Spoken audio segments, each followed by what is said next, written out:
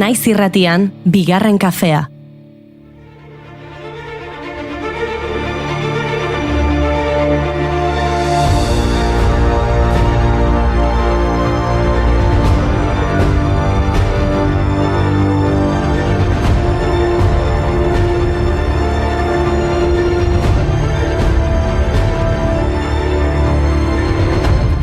Egunon guztioi eta ongi etorri bigarren kafera. Astelena da, eta astelena dute batzuk hemen. Nik uste dut mediku bat behar dugula gure ondo ez asendatzeko. Inigo gaur utzi medikuak pakean beraien eguna da eta hain zuzen ere gaur maiatzak 19 familia medikuaren munduko eguna da.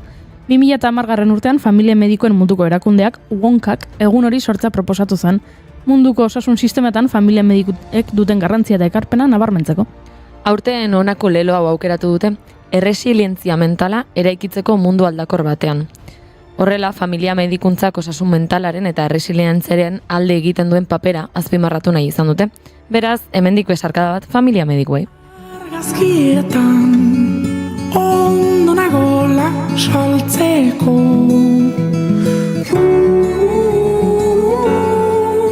nola hartu arnasa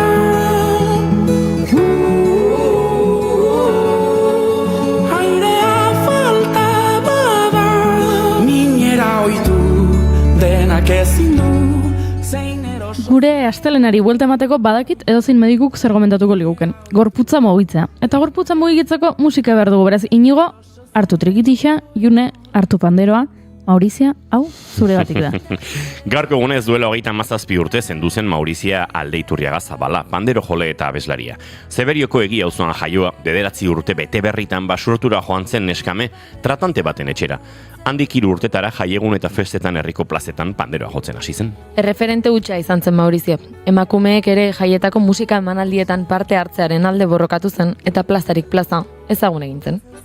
Gurutzatzen duenak zeharkatzen zaitu, hanka batek aldatu, bestea sustraitu, zeharkatzen hauenak gurutzatzen gaitu. Hotxak mundu, gorputzak zubi. Hotxak mundu, gorputzak zubi. Eragin handi izan zuen Mauriziak hurrengo musikariengan eta horregatik erreferentzia ugari topatu ditzakegu hainbat eta hainbat kantetan. Fermin Muguruzak 1985 kortatu taldearen lehen diskoan Tolosako inauteriak abestiaren sarrera gisa kopla bat erabili zuen Mauriziaren ahotsean panderoaren erritmoekin Leon eta Basilio lagun zituela. 2016an aukeran dantza konpainiak Maurizia dantza eta musika ikuskizuna taularatu zuen eta 2023an Norda Maurizia ikuskizun pedagogikoarekin aritu ziren Itxaso Paia eta Maria Ribero. Idoia Surmendik emakume ugari aipatzen ditu hitzetan kantuan eta tartean Maurizia zenaren irrintzietan eta haren ondorengoetan, dio Aramaiotarrak. Diren beldurretan, gure amonaren eskutuko haienetan, Maurizia zenaren irrintzietan, eta haren ondorengoetan, Maurizia zenaren irrintzietan, gure ahoz botatakoetan. Omenaldiak merezi dituen beste emakume bat aipatu nahi dizuet nik, 1910 maiatzaren 19an gaurko egunez Monika Lekunberri Uriona jaio baitzen Galdakaon. 1934an herriko lehen ikastolaren sorrera bultzatu zuen eta irakasle aritu zen bertan 1936 arte. Guda astean iparraldera egin zuen ies, baina Galdakaora bueltatzea lortu zuen geroago. Irakasle moduan jarraitu zuen lanean, 1937ko udaberrian frontean bombardaketak gogortu ziren arte. Frankoren diktadura garaian irakaskuntzan aritzeko debekua jaso zuen arren, euskaraz irakasten jarraitu zuen etxean. 70 urte bete zituen arte aritu zen eskolak ematen. Berak erindako haziak fruituak eman zituen. 1967an Zabalea ikastola zabaldu zuten. Sorkuntza horretan, plazako etxeko ikastolan Monika Lekunberriren ikasle izandako hainbatek parte hartu zuten. Galdakaoko udalak omenaldi bat egin zion 2015an eta Zabalea parkea Monika Lekunberri parke bihurtu zen. Zenak, okerrak irtenak, moja txintxoak eta zerrama irtenak. Itxusiak politak, atletak errenak, Konplize ditut eta maite ditut denak. Konplize ditut eta maite ditut denak. Langileak alferrak lanik ez dutenak. Eta ezin aipatu gabe utzi gaurko egunez hiltzela Eba Forest idazle eta argitaratzailea, baina batez ere ekintzailea. Eba 1928an jaio zen Bartzelonan eta 20 urterekin Madrilera medikuntza ikastera joatea erabaki zuen. Urte horietan hasi zen konpromiso politiko hartzen eta ezkutuko solasaldi eta bilera giro horretan ezagutu zuen bere senarra, Alfonso Sastre. Berarekin Parisera erbesteratu zen 1956ko ikasleen protesten ondoren, eta hiri horretan idatzi zuen protesta horietan oinarritutako eleberri bat ikuspuntu soziologiko batetik. 1962an lehen aldiz atxilotu zuten. Arrazoia, mehatzari Asturiarren grebaren aldeko emakumeen manifestazio bat antolatzea. Isuna ordaintzari uko egin zion eta hilabete eman zuen kartzelan alabarekin batera. 1976an Kubara joan zen eta 4 hilabete eman zituen Sierra Maestran. Esperientzia horren ondorioz, Los Nuevos Cubanos saiakera idatzi zuen. Kubako iraultzaren garaipenaren osteko landa bizitza deskribatzen zuena. Obra hau zentsurak debekatu zuen Espainian. lapurtzea bazen. Ta hemen ordea musu bakoitza berdin, zeinen garestiren. Oroitzen nola itxizituzten herriak, inondik inora ez joateko asmotan, inork ez du bizi izan dutena, hainbat mugalari. Bere implikazio politikoa handituz joan zen. Ezkutuko hainbat argitalpenetarako idazten zuen, aktiboki implikatu zen fronte feministan, eta 70ko hamarkadaren hasieran Burgosko prozesuan zehar Euskadirekiko elkartasun batzordea sortu zen Madrilen. Urte batzuk geroago nola ez, etari laguntzea leporatu zioten. 1974ko iraiaren 13an Carrero Blancoren eta Calle del Correo de Madriden egindako atentatuan parte hartzeare leporatu zioten, horregatik urte batzuk eman zituen Yeseriaseko espetxean. 1977ko amnistiarekin aske utzi zuten arte. Inoiz etzen frogatu, bi gertakari horietan zuzenean parte hartu zuenik. Kartzelatik atera ondoren Hondarribian jarri zen bizitzen familiarekin eta tortura eta demokrazia izeneko ikerketa amaitu zuen. Gure herrialdeko espetxe sisteman preso dauden pertsonen torturei eta baldintzei buruzko. 3 argitaletxea sortu zuen 1981an, berak premiazko literaturatzat jotzen zuen argitaratzeko, batez ere garrantzi politiko handiko testuak biltzen zituena. Eta horregatik bere omenez, Gasteizen Eba Forest liburutopia topa dezakegu gaur egun. Baina tripatik gertuago urdailak taneuko hotzak kafia nahiago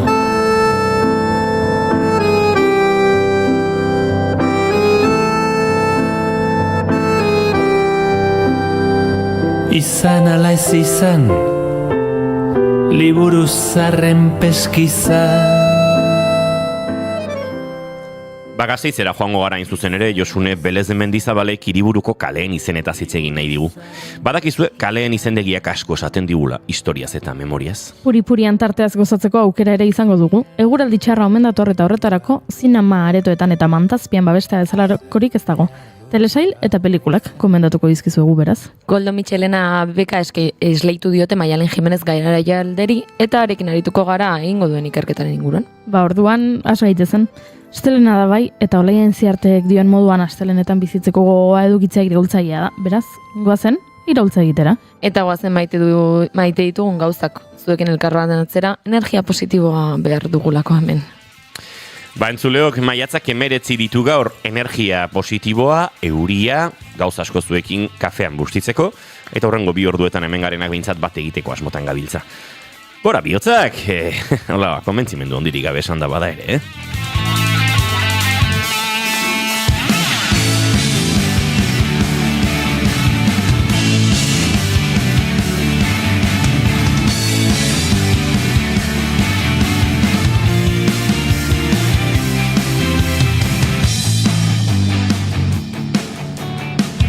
Zuekin entzuleok June Romatet Ibarguren, egunon, Jone? Egunon. Eta zuekin entzuleok Goiuri Ezeizarandia, egunon? Egunon. Hizketan ari zaizuena Uño Asensio Elurbide gaur bigarren kafeak 982 du. Maiatzak 19, goizak 10:16 minutu. Eta esan da bezala gu 3 hurrengo 2 orduetan zuekin bat egiteko asmotan. Sandakoa, hemen pres garela zuekin kafetxo hartzeko. Eguerdiko 12 bitartean, naiz irratian zarete bigarren kafean.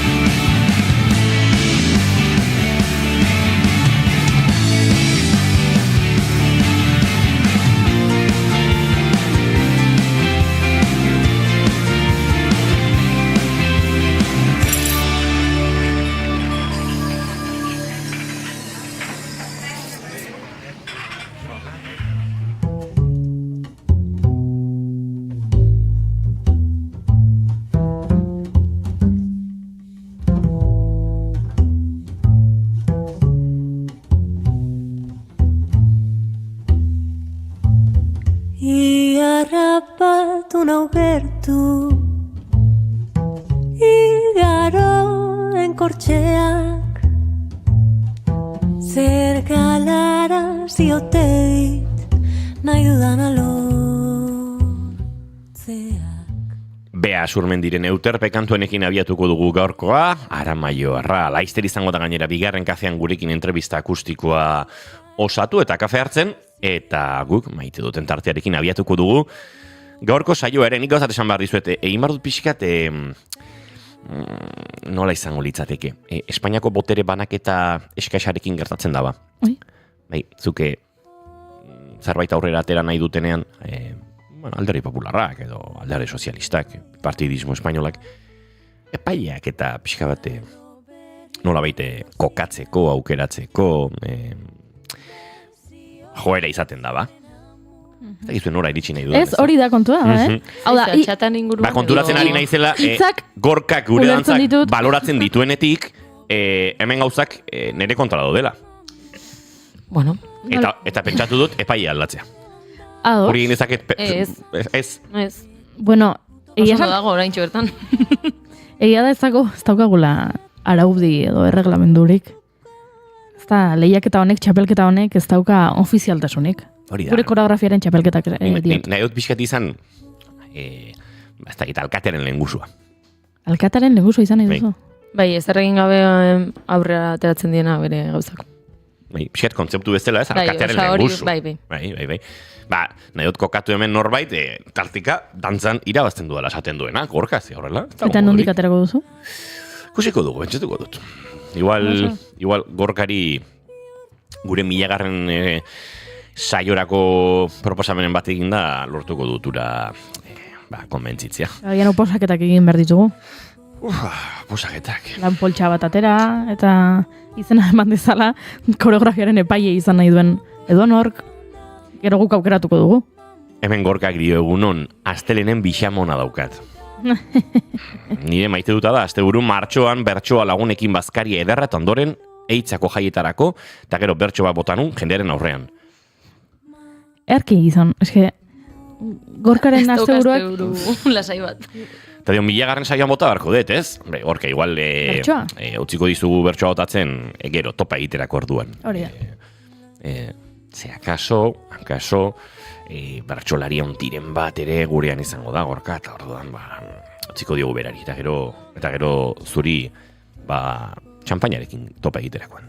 Nik uste gainea, gorka, gehiago dela, nolabaite, bertso afari girokoa, lehiaketa girokoa baino, ez? Bertso ofizialegia edo teknikoegia baino, pixkate jaigiroko bertsolari, esango nuke. Bai, egia da. Bertsolari bakoitzak badu horrela bere tokia, eta bertsolari batzuk oso ondo moldatzen dira bietara baino. Egia da, lehiaren zurruntasun horrekin batzuetan xarma galtzen dela. Eta bertsopoteoa, horrelako kontuak izaten direla, askoz divertigarriagoak, eta nik uste dut Gorkarentzat ere zero aproposa giroa horretarako. Ba horixe, Gorkaren maite duta hori, eta June Romateten maite duta ezagutu nahiko nuke?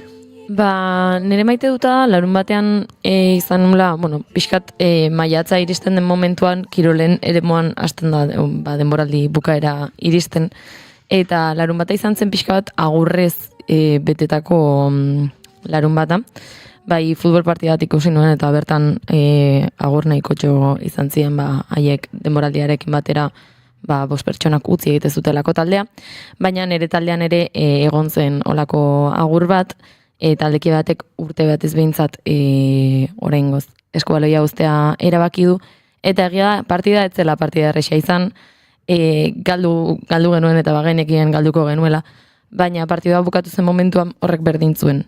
Ni bere bila joan nintzen, besarkatu ginen eta egia malkoak erori zirela, eta maite dut hori, pena hundiz, baino irripar batez agurtu genuela eskubaliko eremutik. Ez da, hortik kanpo elkarrekin egongo gara, baina. Horixe, nire maite duta.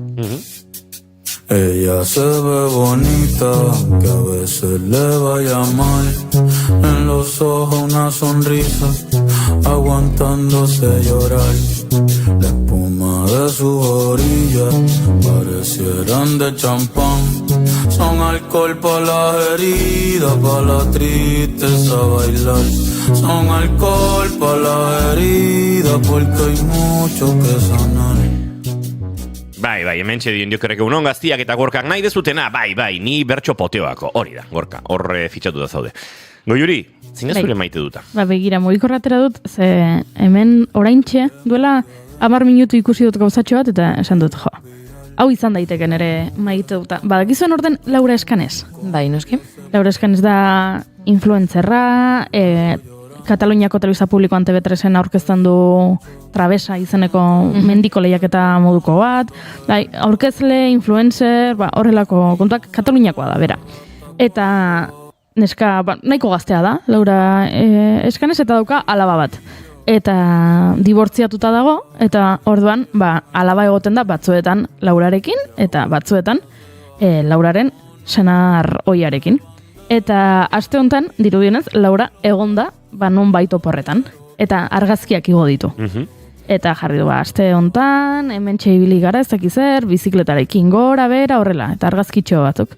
Eta norbaitek iruzkin bat utzi dio, esan ez. Eta alaba, nun dago? Eta Laurak erantzun dio, 50 euro eman izkion aste hau pasatzeko, eta suposatzen dut, kebab bat eskatuko zuela, eta hola, eta hortxe egongo dela. Eta iruditu zait, segulako erantzuna. Joan naiz senar ohiaren Instagram kontura azkeneko publikaziora. Eta publikazio horretan, alaba ez da agertzen. Eta ez du topatu, iruzkinik. Gizon horri galdetuz, alaba non dagoen. Iruditzen zait, machismoaren lehenengo, basik. Piskat 2000 bat zero bat, machismo bat zero bat. Piskat 20. mendea usaitzen du. Zeratik izan daite saldio hain gaizki. Piskat 20. mende usaina dauka, ez? Kontua, hemen ez dago aitzakirik de ezin dut jakin dibortziatuta dauden ala ez. Iruzkin hori egin dezu, Laura gaizki sentiarazteko batetik, eta bestetik, Laura jarraitzen baduzu, badakizuz, Laurak bere egunerokotasuna kontatzen du, orduan, bere jarraitzaile guztiek badakite. Laura norekin egontzen ezkonduta, dibortziatuta daudela, alaba daukatela, eta dibortzioaren ondorioz, logikoa den bezala, alaba egoten dela batzuetan aitarekin eta besteetan amarekin. Eta, iruditzen zait, hain oinarrizkoa da galdera hori ez egitea, zehazet tontakeria, beste irakurketa bat dauka, eta alaba non dago horrek, hori datzi duenak esan nahi du amatxarra zarela. Hori da lerro artean esan nahi duena. Ezin duzula ezer egin alaba gabe. Nola joan zaren oporretan alaba gabe.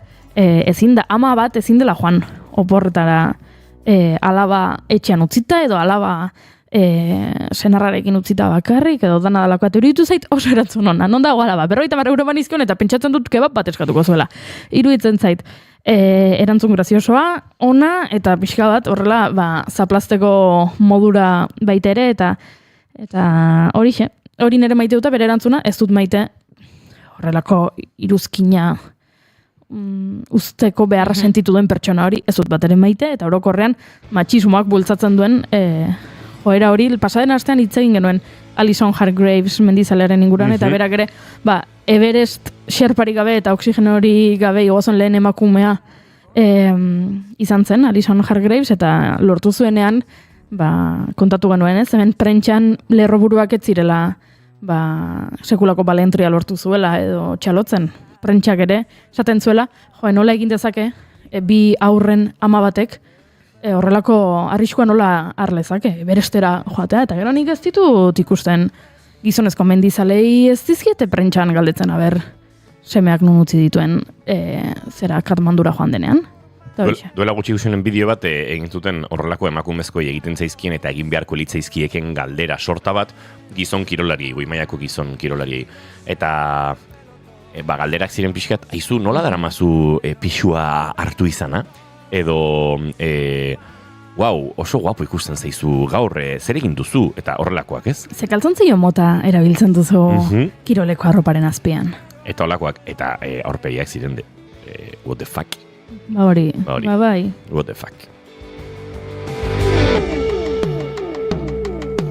Cromos, naipes, sombras, siestas, libros viejos y una gesta que se asoma en el televisor. Reinas en el chiringuito miran a un señor bajito que dejó en la arena su maillot. Carne de meta volante. Betusa.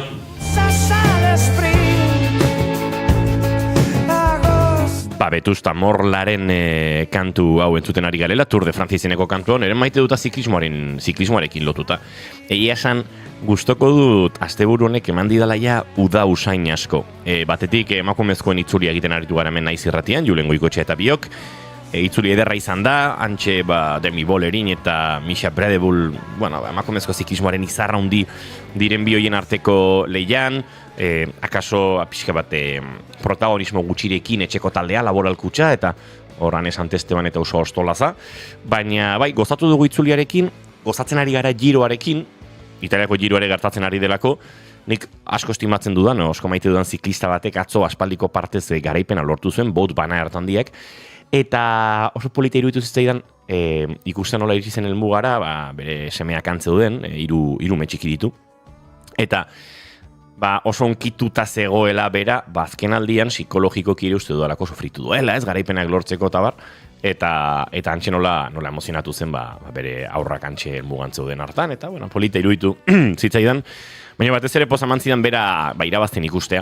Baina honek guztiak narama batez ere, ja pixka bat udarako, Frantziako turraren, ziklismo denboraldiaren bete-betean murgiltzen ari garela, maiatzak 19 dituela gaur, konturatzerako udara bete-betean izango garela, eta atzo arratsaldean giro erabat udatiarrean, asteburu guztia lanean pasata gero, hartu nuela arratsaldea pirago hartu eta Pasai Donibanera joateko, bertan plazan kafetxo hartu eta berriz ere piragoan sartuta, Donostiara buelta egiteko, eta egia esan igande bat horrela bukatzea, bada maite dudan zerbait beraz, gora uda itxura hartzen duten asteburuak, naiz eta pixka bat uda izkutatu egingo egun urrengo egun hauetan.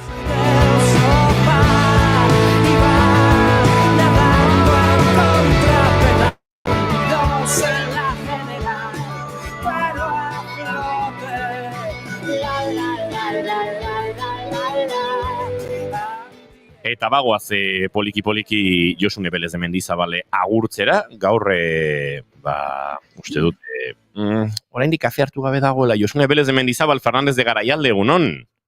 Kaixo, egunon, entzuten diazu, hemen nago bai. Astelena jota, ez dakit, estreminen bidez ikusten duzuen hoientzat, pentsatuko zuei bai, Josune, gaur gure Notre Dameko konkorduna, ez kriston tiroia daukat hemen lepoan, eta holan jarri dute aziz betetako zaku bero hori, eta nago goxo, eta gainera begira, betaurrekoak ere jantze ditut, jazta. Jazta, pertsonaje bat naiz, aurreko astean, benetan zaila izan nuen ordenagailutik irakurtzea eta olako letra txikiak eta orduan esan dut, venga, ba, jazta, ba, listo. Ba, jantziko ditut, eta egia da, orain dana hobeto ikusten dudala, Bestelan beti dauka sentsazioa, bakizu gori goizetan esnatzen zarenean pixkat begiak dituzula oraindikan ireki gabe guztiz, eta gero, hortikan esaten nuen, ematen du bi garagardo edanda altxatu naizela, beti holan pixkat, bakizu puntu horrekin. Orain dana garbi ikusten dut, super nitido. Aizu batzuk, hori izan liteke maite duta, baina ez dakit beste maite dutik baduzun, edo hori ote zen maite duta, akaso hori. Begira, nik beti improvisatzen dut tartetxo hau, bueno, ni hemen egoten nahi zuek entzuten, galdetuko diat, ez diate galdetuko, eta, bai, galdetzen diazue normalean, baina zuenak entzundak ere, horrek pista bat ematen dit. Eta batetik, uda usaina dela eta, bai, egia da, hemen Gasteizen atzo 27 gradu, holan esan zian okinak, 27, nik termometroren batean holan digitala dien oiek kaleetan egoten direnak, 30 ere ikusi nuen, eta nik esatu joen, zenbat aldatu zaen, zeneri berua, bueno, izugarri gustatzen zait, bai, hemen Gasteizen ez gaude oso ituta, 25 gradutik gora ja pasatzen denean, jende hasten da, hau gehiegi da, netzat ez da gehiegi, zegero ailegatzen da gaua, eta jisten da 14 gradura, baina atzo hori, 27 eta aste guztora zeguzta, eta, bueno, nik ere eman nuen olako paseo bat bizikletaz, eta oso derra izan zela, hori izan behar nuen, baina kontran, erabat berotuta ailegatu nintzela etxera, baina gorri, tomate baten moduan, izan nuen nahi ama, edo ez daude oso sasoian, edo ja beruarena aztuta zenuen, 6 hilabete asko izan dira, bero handiegirik gabe, hemen. Egia da. Baina, bueno, hori da, oso ondo, asteburu ederra izan dela, terraze ugari egin dugula, terrazetan ere eserita egotea da goza da bat, Eta orduak pasatzea, eta esatea, txaketila ez dut behar, hori Gasteizen da pasada. Alare, badago jende mota bat, 17 gradurekin hotz egiten duena diona, eta 27rekin Jesukriston beroa egiten duena diona. Barkaidazue, gizaki... Oiek... Baina bau ezuke ja. Ez, beraiek 17 hotza, 27 beroa oso zaila da. 22,7 gradu eta 22,5 sentsazio termiko dun klima konstante batean bizitzea. Bai, egia da. Sentsazio termikoa lausotzearen inguruko aldarria dau. Bada jendea gero, ze hotza berokia. Handik ordu erdira, kriston bero daukata, denak endu. Atuan nasa. Atuan nasa, lasai. Bero pixka pasadar bada, aguantatu pixkat. Gorputza autorregulatzen da pixkanaka. Pixkat, bale, pixka goxatu, baina, bai, zuek, ez daukazue hotza eta beroa daukazuena da kriston urduritasuna. Baliteke. Beraz, hartu arnasa sakon, eta 27 gradu osondo, 17 ere bai. Baina, goizeko ordu biterdietan ekaitzi gabe, mesedez. Mesedez, batez ere arropa zintzile daukagunentzat. Eta lo harina dugunentzat. Ekaitza egon aldagor. Inigo, haze gaua. Haze gaua. Serio ari zalta. Ordu bien hueltan. Bueno, pentsatzen nuen ere eraikina lurrera eroriko zela. Ordu bien bueltan. Tximistak, baina bata bestearen atzetik, txeko sukaldean egongo balira bezala, Bai. Bai, zulotan zeunden. Azkenean ez, berandu joan nintzen lotara, baina nik ez dut ez entzun gero. Nik entzunen esatu naiz eta arropa guztia guztita nuen. Ni hau naiz ordu iterditan, bueno... Beldurtuta. Egi duze gertatzen den, txakurrak asko orduritzen dira horrelakoetan. Bai. Eta nire lagunen txakurrak denak orduri zauden, gero jarri dute WhatsApp taldean. Eta niri nola, txakurrak egin gustatzen zaizkidan, pixkat, naiz. Sentitzen ari zinen. Pixkat txakur, naiz. Eta, orduan, egon naiz urduri, txakurrako zela. Tira, hau eze gure maite dutak, entzuleok, ez dakizue gaur gauean tximista eta trumoia eta entzun duzuen, nik ez, esan ziplo egin duelo, baina gaizki egin baduzuelo, badakizue, kafe dosi extra behar duz, eta horretarako gaude hemen bigarren kafean. Josune Belez de Mendizabal, konta iguzu, Gasteizko kalen izendegiaren inguruan aritu behar dugu zurekin? Bai, hemen aldaketa datoz, oraindikan denbora hartu beharko dugu horretarako, baina egia da, hemen Gasteiz gero eta handiago dela, Eta ni goratzen dut, ona dator ja, zelan zen da, gaztelan esaten denean el abuelo cebolleta, pues bueno, ona dator, la señora, kontatzera, ja bere garaian, claro, Salburua eta Zabalgana bezalako auzoak ikusi ditugula azten, ez?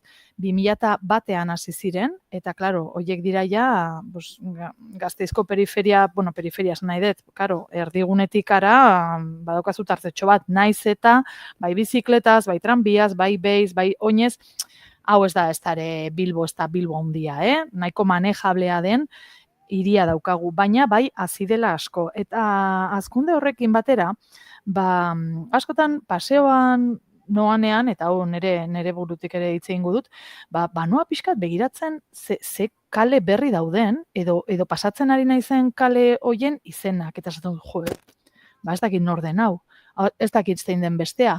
Hemen, bueno, ba, ja 40 urte inguru dauzkaguno, ba, ja oso ondo ezagutzen dugu erdialdea, eta esaten dizute Pio XII, eta badakizu non dagoen, ze auzotan, esaten dizute Los Erraneta ere bai, esaten dizute Kutxi, pues, bai noski, edo zer, ez, Gasteiz hiribidea ere bai, Pintoren zonaldea ere badago hor inguruan, ba, Avenida Gasteiz inguruan, bale, hoiek kontrolpean, baina badaude batzuk, kale batzuk ez dituzuna kontrolatzen, eta berriz, badaude beste batzuk askotan aipatu dituzunak, eta gaur egun dakizu, nortzuk ziren hoiek, ez duzulako orain arte ikertu.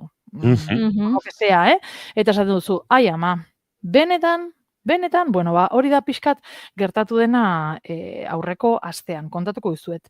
Kale izendegia aldatzeko proposamena egin du nork eta Ateneo Republikanoak, bertan daude hainbat elkarte, eta pixkat, bai, beraiek bai egin dutela ikerketa hori, memoria historikoari ere begiratu diote, eta hainbat figurei eta hainbat izenei, eta Gasteizko kale izendegitik desagertuko dira 5 kale. Bai? Hori da beraiek egindako proposamena. Eta horrela, onartu zuen ostiralean, ba, parlamentuak, bai? Legebiltzarrak, EH Bildu, EAJ, PSE eta Elkarrekin alderdi hoien botoekin, PP egin zuena abstenitu, bai? Baina, esan bezala, ba, Errepublikar Ateneoan dauden hoiek hainbat elkartek holan eraman zuten legebiltzarrera eta onartu zuten. Ze izen dira hoiek? Bueno, pues igual zuentzat, igual ez dira oso ezagunak, baina hemen ni benetan harritu naitzela esan dut, jolin, ba, zenbatean aipatuko nuen ni nere bizitza osoan zehar. Vicente Abreu, hori da kaletako bat. Juan de la Cierva y Codorniu, beste bat. Carmelo Ballester Nieto, hemen deitzen dieguna Obispo Ballester, oso ere bai ezaguna dena.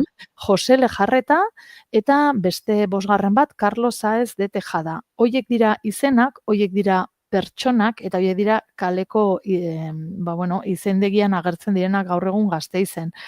Bai, nortzuk ziren hauek, bitu, olako, zertzela da batzuk besterik gabe, Vicente Abreu Madariaga adibidez, artilleriako koronela izan zen, Arabako kolpearen antolatzailea, eta 1936tik 1943 Arabako gobernadore militarra. Baita ere, Arabako Foru Aldundiako diputatu nagusia 1943an. Hauek pertsona guztiak, esan behar dugu, falangearekin lotuta daudela. Eta frankismo garaian. Hori igual ez dute esan, ulertuko zen, baina bai, horrengatik da, Bale, Juan de la Cierva y Codorniu, hau pilotoa izan zen, eta hemen, ondo irakurtzen dudan, Franco Kanariar uhartetatik Tetuanera eraman zuen hegazkinaren armada golpista horretan parte hartu zuen pertsona ere. Carmelo Ballester Nieto, hau zen lehengo gotzaina. Esan bezala hemen, Obispo Ballester izenarekin ezagutzen dugu, izan zen lehengo gotzaina 38tik 1943 eta gero Gasteizen ere izan zen. Zer esan, Estatu Kontseiluko partaidea ere izan zela, beraz oso gertutik ere bizi izan zuela garaioiek zer eta frankismoaren eskutik. Jose Lejarreta, hau izan zen Gasteizko alkatea, denbora laburrean, 3 urtez, 1941-etik 1944 eta hemen, eta horrela jasotzen du Ateneo Errepublikanoak egindako mozioak, azalpenen artean, Frankorekiko leialtasun hautsiezina erakutsi zuen Jose Lejarretak, eta funtzionarioak kendu zituen kargoetatik, beraiek ailegatu zirenean Gasteizak kasunetan, eta falangistak eta karlista goraipatu. Eta hemen, betxu, ze gauza, honek pentsarazi dit, literal irakurtzen dut, gizon hau, Jose Lejarreta, Salterain, Gasteizko alkate izan zena, festekin miseria eta errepresioa makilatu zituen, gizon honek. Festekin miseria eta errepresioa, Auskalo, batzutan ere, esaten dugunean ez gaude hain gaizki, eta gaude jiji jaja, auskalo hor ze estrategia dagoen azpitik, ezta? Eta gero, Carlos Sáez de Tejada, hau beste bat izan zen, hemen izan zen, hau ilustratzailea, jartzen du frankismoaren ereserki ofizialaren ilustratzailea. Propaganda eta prentsa zerbitzuan aritzen zen ilustratzailea. Hoiek 5 kaleak, hoiek 5 pertsona, nortzuk ziren jakin dugu, eta kale hauek, esan bezala, Gasteizko hainbat auzoetan daude, Aranbizkarra auzoan, Judimendi, eta hoietako kale bat Minaoko Parke Teknologikoan ere badago. Galdera badaukat Josune. Bai, bota. Sumatu duzu norbait haserretu dela hau iragarri dutenean? Ez, hau ostiralean izan zen, eta niego naiz pixkat, asteburuan pixkat hau. Baina, segurazki, segonaz pixkatik hartzen, hemen Gasteizen, ja izen aldaketarik egonda aurretikan, eta gainera, esango dut, Gorka Hurtaran, esango dut, alkatea zenean, berak proposamen bat egin zuen, proposamena, alkatea izan da, zuk egin dezakezu, inongo babesik hartu gabe, eta hemen Salburua parkean, Salburua barkatu auzoan, zegoen, nola nagoen gaur, igual pixka loba nago, azten baina, venga, Josune, tratatata, venga, upa. Arpegi harimaren ispilua baldin bada, Josune? Aizu, nago kontzentrauta, hau ez da lo arpegi, hau da kontzentrazio arpegi. Nola esango dizut, akaso... Eta gustatzen streaming mobil hau. Pixkaba konzentrazio baino gehiago arpegia daukazuzu.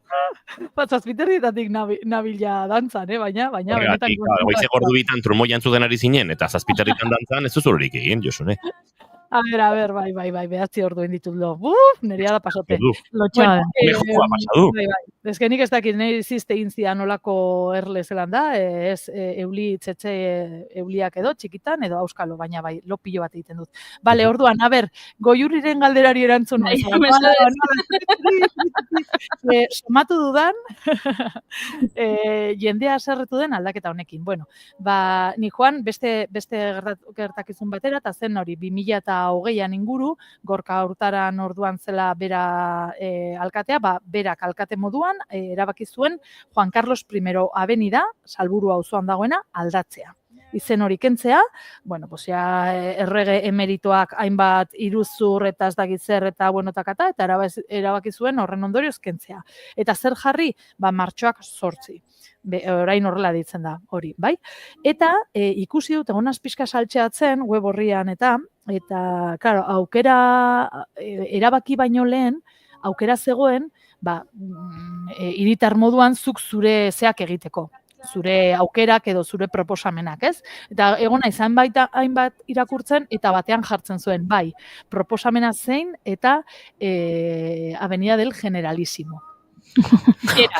Honek zer esan nahi dut, ni enteratu ez banaiz ere, seguruenik, jende baten bat, el ofendidito, egon dela, seguro. Bai, horregatik galdetzen nuen, batetik, arrazoi politikoak balin badaude tartean, eta horrela egongo delako nostalgikoren bat haserre horregatik, eta bestetik orokorrean aldaketarako erresistentzia izaten dugulako gizakiok, eta orduan kale hau beti izan da ez dakize kalea, eta ez da inoiz ezer gertatu, eta orain aldatzera datoz ze tontakeriak, ez dakize hori seguro, da badagoela jendea hori pentsatzen duena, eta horregatik aldetzen izun.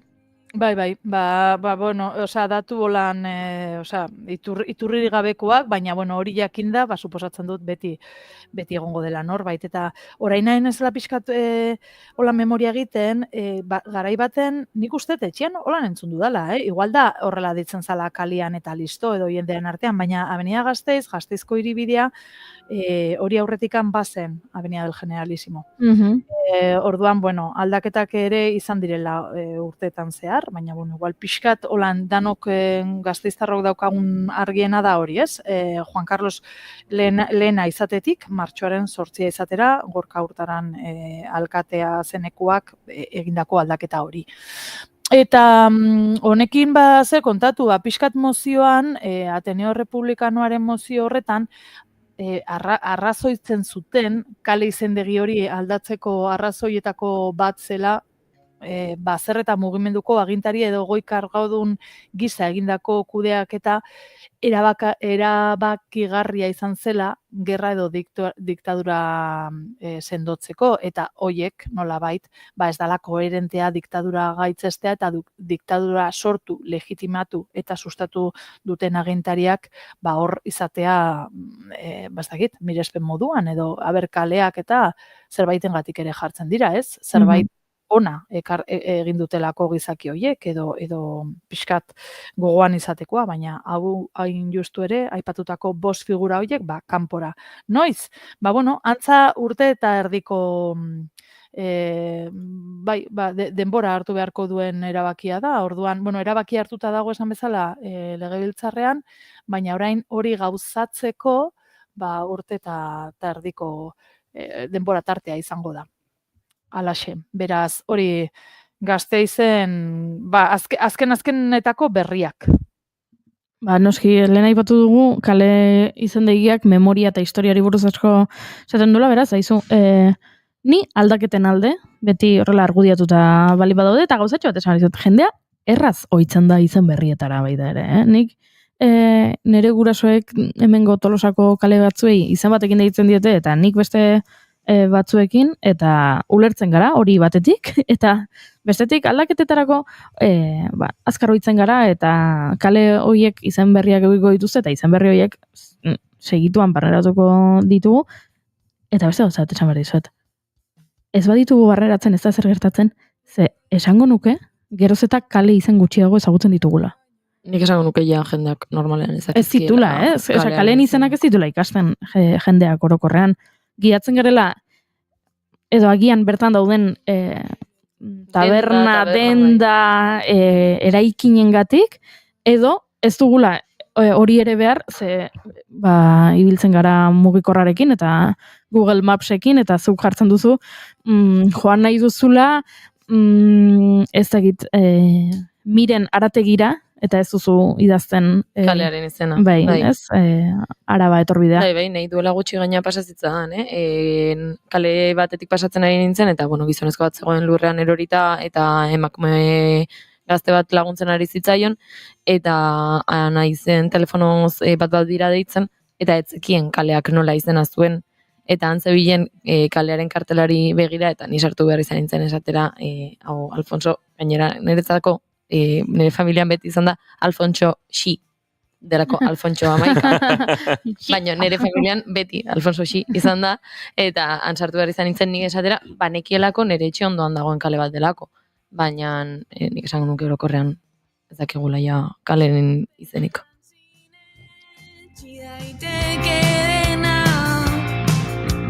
Azkenean zuaitzak ustoz daudela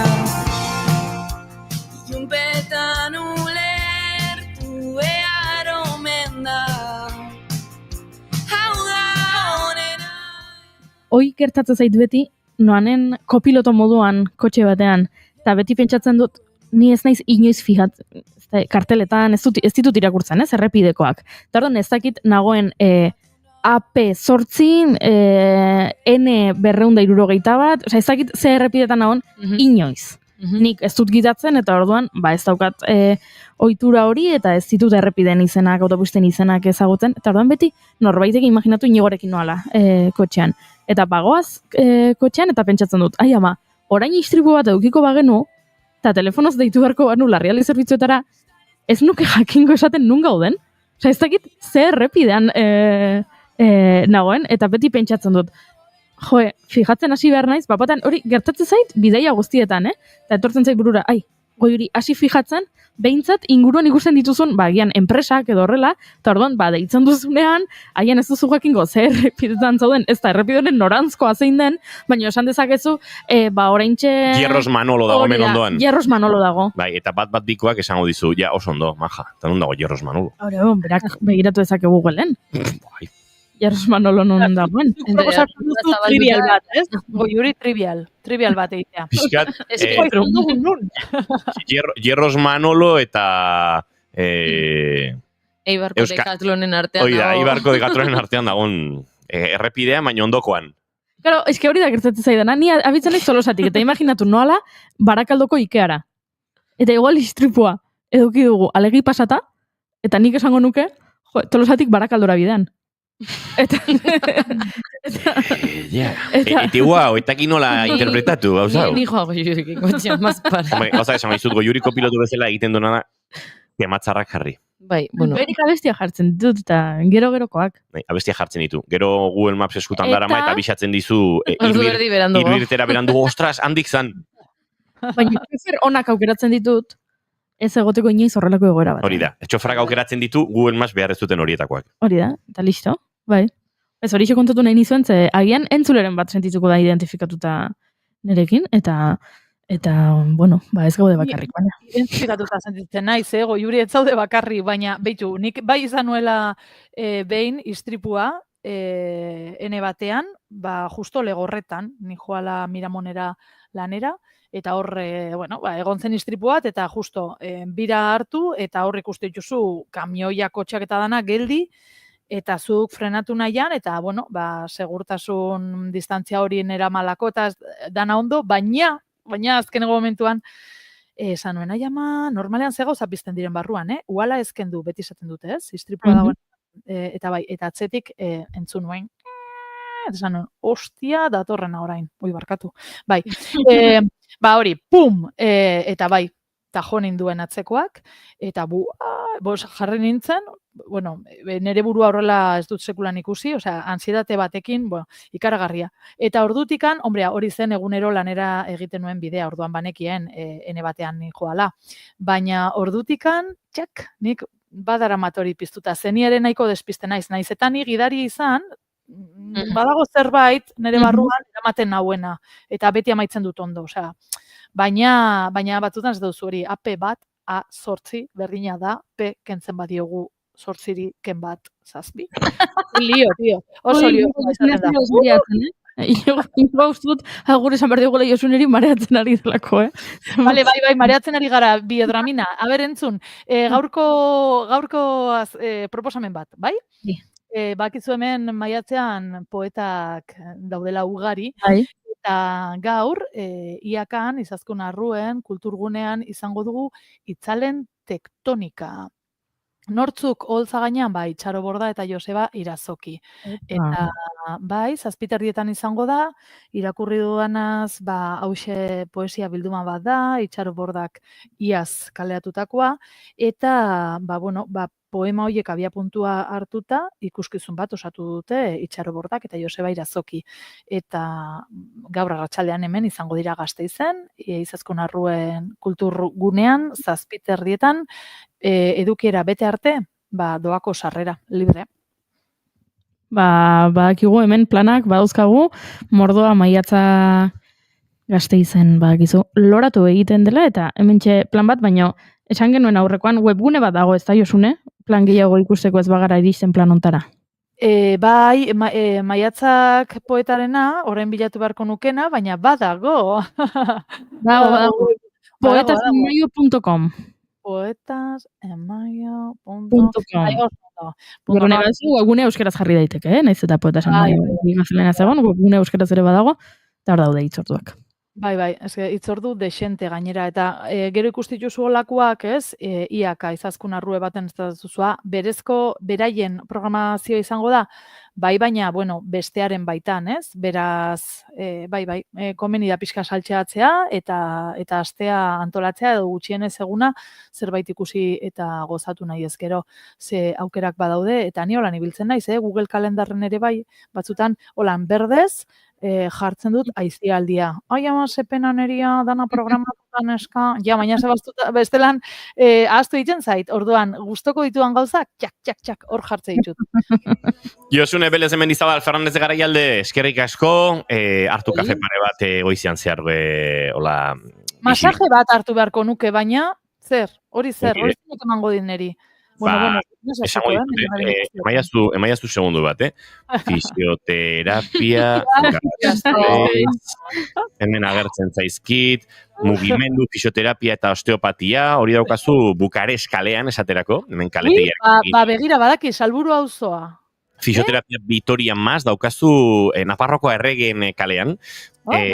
Clemente Arraiz margolariaren kalean ere baduzu Neufis, beste fisioterapia eta neurorehabilitazio. Bidaren zatian, bale? Oie, oso ondo ari naizek, bai, kalizendegiekin. Duela aste bete egon nintzen, hor benga eta hemen lepoan, baina antza ez dut ondo zaindu. Hobe profesionalen eskutan jartzea, Josune. Bai, noski. Zaindu, agur.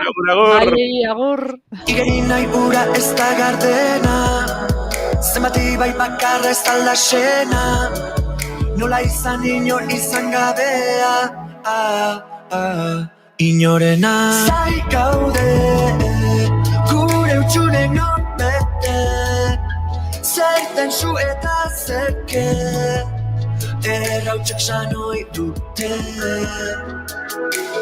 Zai gaude, gure utxunek non bete, zerten zu eta zerke, errautxek sanoi dute.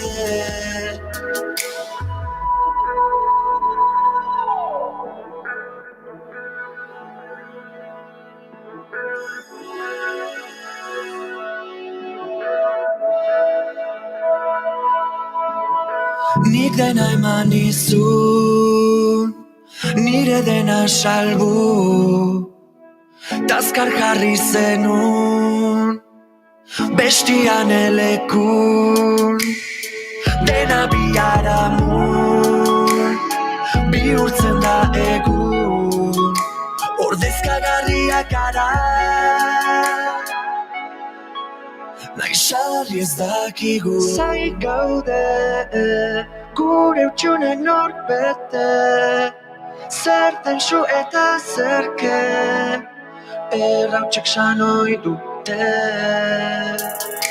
Zai gaude, gure utxunek nork bete, zerten zu eta zerke, errautxek sanoi dute. Zai gaude, gure utxunek nork bete, zerten zu eta zerke, errautxek sanoi dute.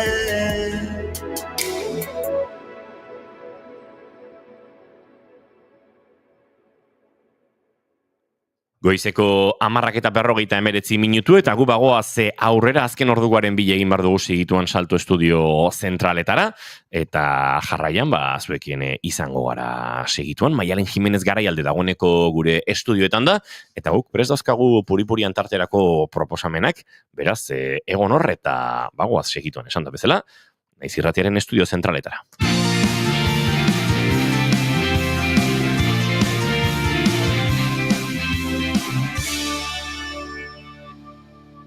Bigarrenak ez direlako beti okerragoak. Bigarren kafea. Goizeko 11 puntuan eta esan da bezala, bagoaz informazioaren bila, Iraia Kambra, egunon. Egunon, gaur esateko auzitegi batek Airbnb enpresari pisu turistikoen 5.800 iragarri kentzeko agindu diola, batzuk gainera Euskal Autonomia Erkidegoan daude. Madrilgo Justizia Auzitegi Nagusiak Espainiako Kontsumo Ministerioaren aldeko epaimaila eman du eta Airbnb enpresari 5.800 iragarki berehala kentzeko agindua eman dio. Pisu turistiko hauek ez dute lizentziaren edo erregistroaren zenbakia jasotzen eta ez dute errentatzaileen izaera juridikoa adierazten. Kontsumoko zuzendaritza nagusiaren arabera, Andaluzian, Madrilo erkidegoan, Katalunian, Valentziako erkidegoan, Balear uhartetan eta Euskal Autonomia erkidegoan dauden aipatutako etxebizitzak dira. Gainera, ez dagozkien lizentzia zenbakiak dituzte. Epai honen harira gogorarazi behar da ministerioak 76.000 iragarki blokeatzeko eskatu diola konpainiari 3 ebazpenetan, legez kontrakotzat jo dituelako.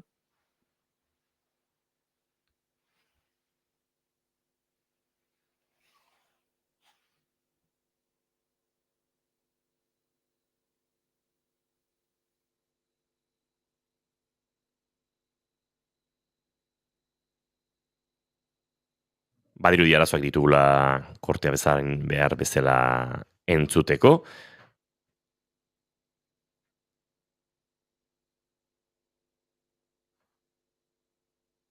Tira, aurrera egingo dugu eta eguerdiko 12etan helduko diogu informazioaren arieri berriz ere, hementxe naiz irratian.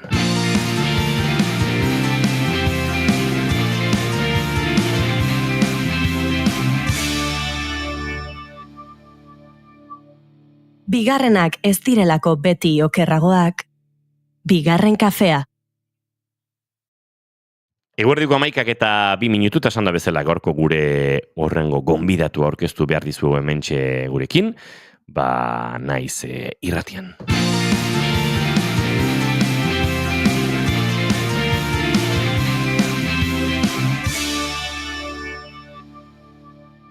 Keep calm and bigarren kafea.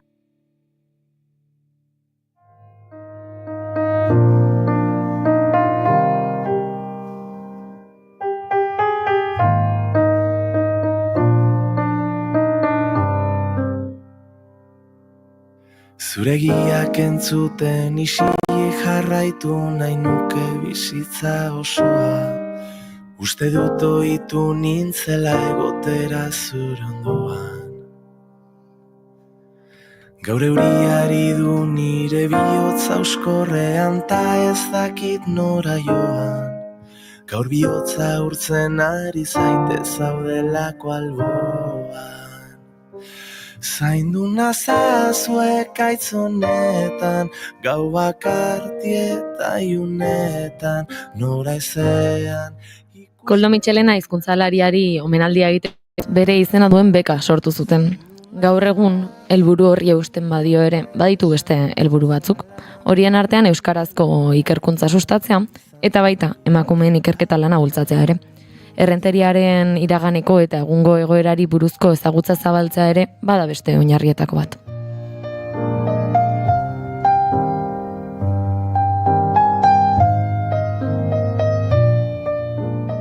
Ikergaia deialdi bakoitzean aldatu egiten dute. Beti ere giza eta gizarte zientzien alorreko ikergaia izaten bada ere, pixkanaka aldatzen doa.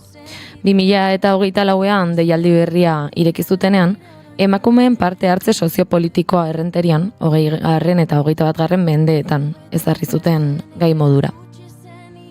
Zoriontasunetik gertu, baina azkenean bizitzak zu ezin duen ulertu. Zaindu nazazue.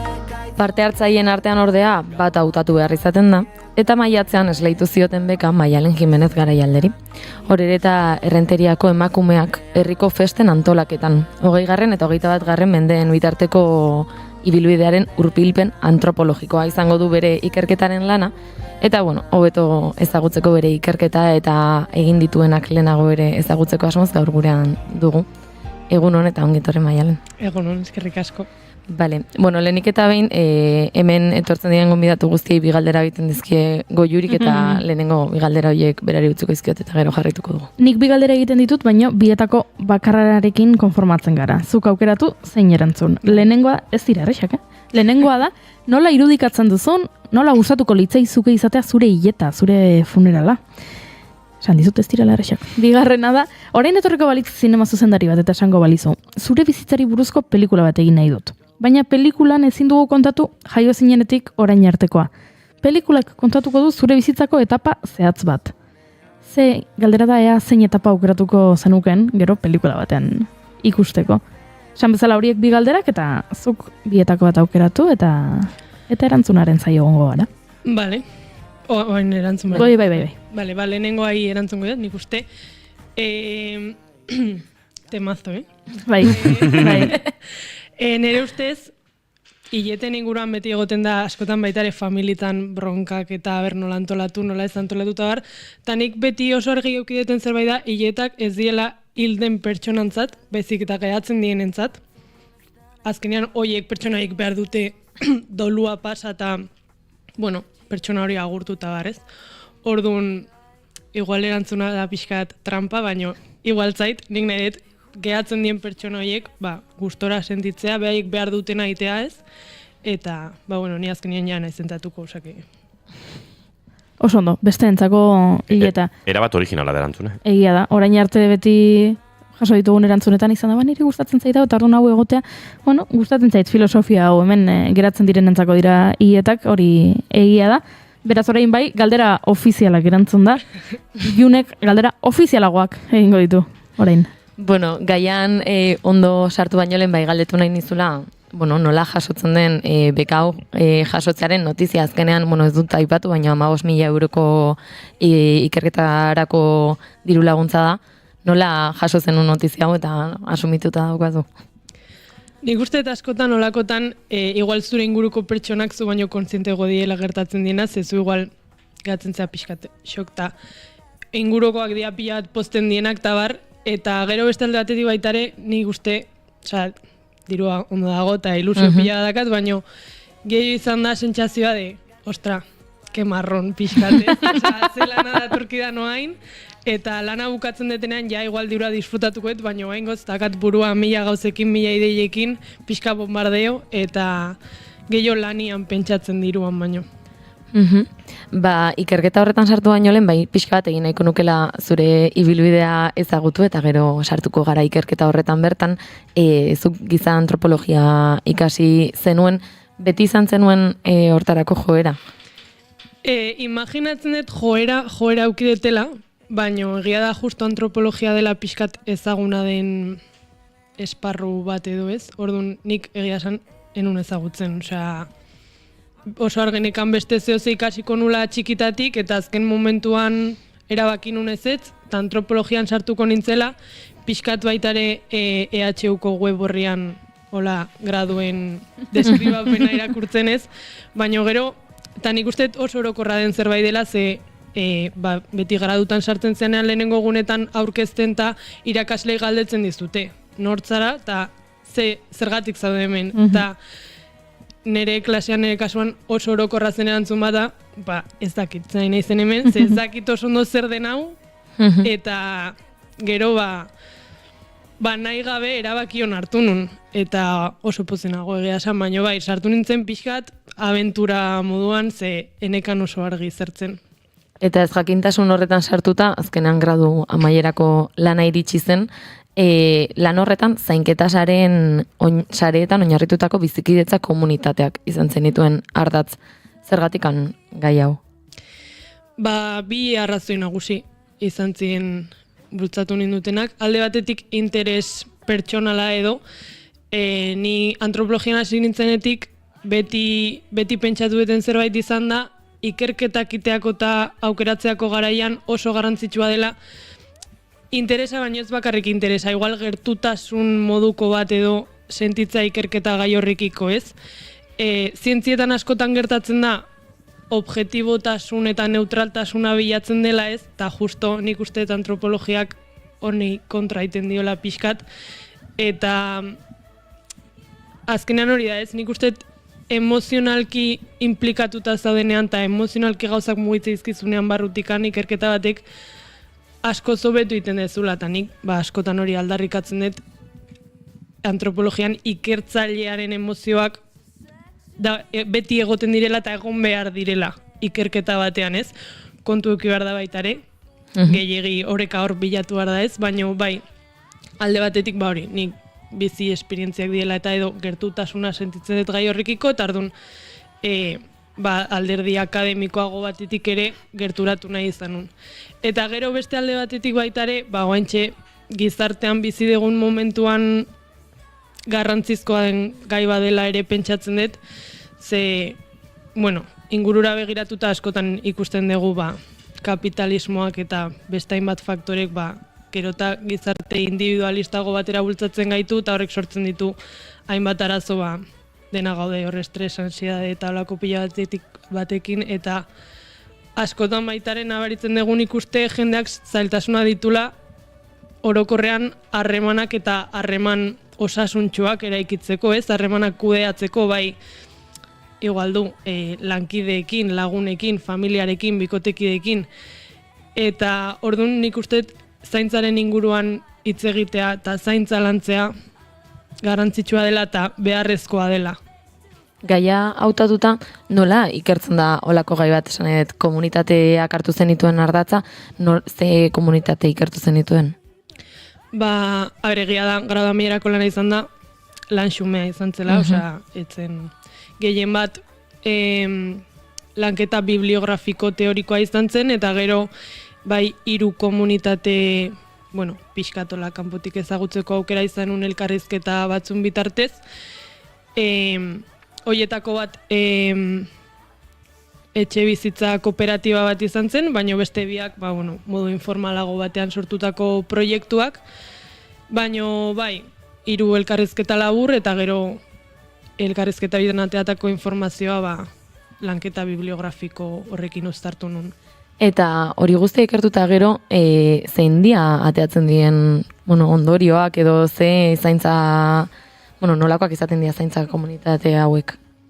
Nik uste ezaugarri nagusia izan zela, ez dutela zaintza bakarrik lantzen edo, baizik eta beste esparru asko jotzen dituzten taldeak izaten diela, ez? Normalean gaztetan militante izandako jendea izaten da gehienetan, eta ez bakarrik zaintzaren inguruan, talde feministak izaten dira, landa eremua eta autogestioaren inguruko lanketak ere egiten dituzte, kapitalismoaren logiketatik ateratzeko nahi bat badago, eta gero baitare asko nabaritu nun, behaiek proiektu hori aurrera ateatzeaz gain, baitare saiatzen ziela inguruan ere eragiten, ez? Gehienak landa eremuan kokatzen ziren, baserritan bizitzen ziren, taldeak ziren batez ere baitare. Gaur egungo kaleko etxe bizitzak ez dara ez daudelako prestatuak jende kopuru hori horiek hartzeko, ez? Orduan, saiatzen ziren baitare baien auzoetan eta baien proiektuaren bidez eragiten. Eta ikasketa hauek eta gero masterra egitea erabaki zenuen, eta masterran ere noski bukaerako lan bat egin behartzen, zein izan zen hartu zenuen gaia? Masterra Madrilen ikasi nuen, hori garrantzitsua da kasu honetan, ze masterra mairako lana egiteko herrira bueltatzeko beharra sentitu nun berriz, eta horere eta errenteriako erraldoi eta buru handien konpartxen inguruko lana egin nun, nola konpartxa honek lortu duen herri komunitatea moduren batean berrera ikitzen. Eta zein, bidea suposatzen dut haiekin egingo zenuela edo hasiko zenuela behintzat, nola izan zen hauekin egotea? Zein izan zen bidea? Niretzako opari bat izan zen egia esan, ez da kasualitatea ez dareni Maialen izenekoa izatea, orduan nire etxean Madalenak eta horeretako konpartxa, erraldo eta buru handien konpartxa beti izan dira oso garrantzitsuak, eta imaginatzen dut nire etxean bezala beste etxe askotan baita ere gertatuko dela, eta justo horregatik ikusi nun nik hor ikerketa esparru batez. Horeretan Madalenak eta, bereziki Xanti eta Maialen, instituzio moduko bat dia, eta niretzako oso berezia izan zen hor sartzea. Esango nuke, ez dela gure herriko kontua bakarrik, ez azkeneko urteetan erraldoi eta buru handiek hartu dutela bere biziko garrantzia, ikusten da jostailuetan ere, eta ikusten da aurrengan. Zein izan ziren ateratako ondoriak horretan, ze garrantzia dute Euskal Herrian bertan? Azkenean kulturak beti daka eragina gero gizartearen eguneroko esparru lurreratuago horretan. mota askotako jarduera kulturalak daude, eta horietako batzuk erritualak, antropologian erritualak izendatutakoak izango liateke, kasu honetan erraldoi eta buruen dien konpartzen jarduerak erritual moduko bada, bai, dantzak, kalejirak eta holakoak erritualak dira. Ez dut oso tekniko jarri nahi, baina bai, 3 kontzeptu nik uste beharrezkoa diela hoiei buruz hitz egitea, diela alde batetik patrimonializazio prozesua, identifikazio prozesua eta memoria kolektiboaren eraikuntza. Orduan, halako erritualek jartzen dute martxan prozesu oso potente bat, 3 elementu horiek biltzen dituna, eta kasu honetan gaina iragan konfliktibo edo traumatiko bat duten herrien kasuan, erritualek pixkat enkistatutako gauzoiek lasaitzen eta jendea berriro elkartzen laguntzen dute. Eta horregatik dia garrantzitsuak, baina beste alde batetik baita ere horregatik izan dira hain importanteak horeretan zehazki ez. Ze egia da, historia potente badakagula hor pixkat ataskatuta, oraindik ere urteak pasaba dira ere ezin da edonorekin edo zein gaitaz hitz egin, eta nik uste, hori, lanan esaten deten bezala, konpartxak lagundu dula, igual, pixkat motel dijoazen prozesu horiek pixkat azkartzen edo laguntzen. Eta gai honekin, nik esango dut, irakurri nuenean pixkat harritu nintzela Espainiako soziologiako 15. biltzarrean parte hartu zenuen, gaiaz gutxi dakigunentzat zer esan nahi du horrek, zer da, ze paper jokatu zenuen bertan? Nik hor ponentzia bat emanun, eta galdera gustatzen zait baita ere, ze antropologia eta hola antzeko disiplinetan gabiltzanen ontzat, beti esaten digute kongresuak eta halako jarduerak beharrezkoak diela, baina gero ez dakagu inoiz informaziorik nola sartzen gean, nola dijoazen gai guzti hauek, orduan kongresuek eta aldizkariek eta deialdiak argitaratzen dituzte, eta zuk aukera dakazu, segun kongresuan arabera txosten moduko bat prestatzeko, edo laburpen bat, eta gero beraiek hautatzen zaituzte, edo ez, parte hartzeko. Eta hor, 15 minutuko aurkezpen moduko bat eginun gaiaren inguruan, gero aurkezpenak ere taldekatzen dituzte gai lotura duten beste gaiekin batera egoteko, eta gero amaieran baitare kolokio moduren bat sortzen da ez, eta begia esan oso aberasgarriak dira holako jarduerak. Orain gaur egunera egingo dugu pixkat salto, eta esan bezala ez, Koldo Mitxelena bekan parte hartzea erabaki zenuen, gai konplexua hautatu ez zula esan daiteke ez, azkenean emakumeen inguruan aritzeko gai bat da, baina bada ere festetako antolakuntzan nola hartzen duten parte, nola aukeratzen da gai hau? Zuk hasieran esan dezun beduan, ikerketa esparrua udalak jartzen du ez, behaiek emakumeen parte hartzeari buruz hitz egitea nahi zuten aurten, hori, gehien bat bekak urtero, 2 urtetik behin ateratzen da beka hau, eta segun momentuaren arabera behar duten gaiak edo hautatzen dituzte, eta gero nik pixkat hori nire terrenora eraman ez, hori, masterra mairako lanean egindako lan asko disfrutatu nun, eta aukera ona iruditu zitzaidan gai berdina eta ikerketa berdina ez bada ere, horri jarraipen moduko bat ematea ez, eta gero beste alde batetik baitare antropologikoki bada asko egiten den aldarrikapen bat jaien alderdi politikoa azpimarratzearena, ze askotan pentsatzen dugu jaiak ondo pasatzeko momentua bakarri diela, eta eragin handia dute, eta askotan eraldaketa gehiago sustatzen dituzte beste bere horretan politikoak diren jarduera asko baino. Orduan nik pixkat hortikan jarraitu nahi nun. Hau aztertzeko EPA oraingoz badaukazu, baina esan duzu justu elkarrizketa hasi degunean, badituzula ideia bombardaketa bat daukazula orain buruan, zein dira ideia horiek nondik hasten da horrelako zerbait aztertzen? Ba, hasi beti asko irakurtzen. Ze gaiak berritzen dijoazta ikerketa berriak ateatzen eta, baino ja 21. mendean gu ja ezin dugu ezer asmatu. Ja dena esan da dago, modu batean edo bestean, orduan lehenengo asko irakurri, antzeko gaiak, antzeko ikerketak asko irakurri, pixkat, hori ideia bombardaketa hori lasaitzeko eta nere buruak kokatzeko pixka batez.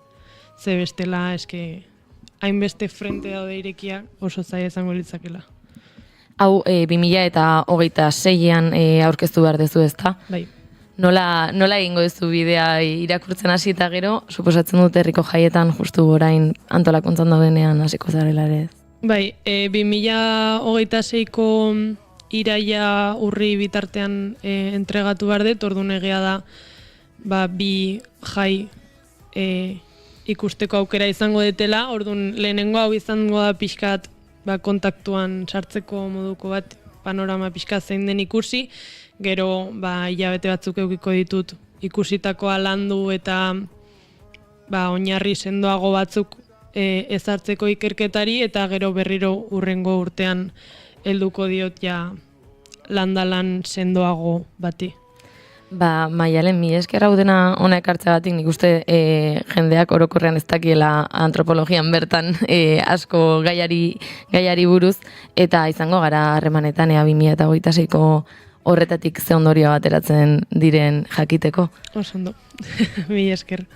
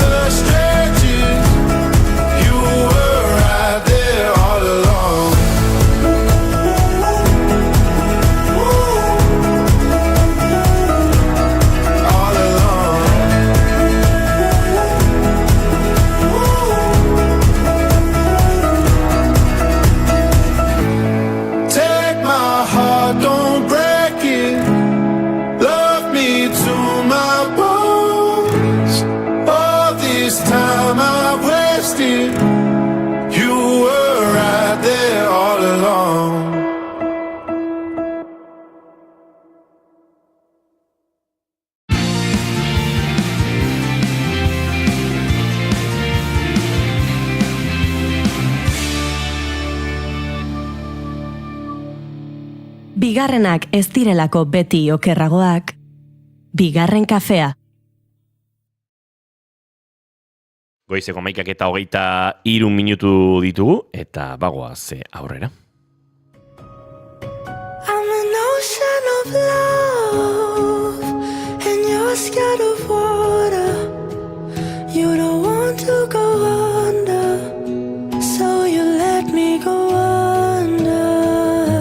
I reach out my hand, but you watch me grow distant. Drift out to the sea and far away in an instant. Eurovision izan zen asteburuan. Badakit. Bai, eta badakizu ze gertatu den. Ni dakit oso highlights. Dakit, Austriak irabazi zuela. Bai. Ia Israelgo estatu genozidaren abestiak irabazten duela. Hortxe. Eta atentzio gehiago zegoela hango segurtasunean Palestinaren aldeko iluak gauzatzen ari zirenak isilarazteko eta violentziaz mugatzeko, euren eskubideak bermatzeko baino.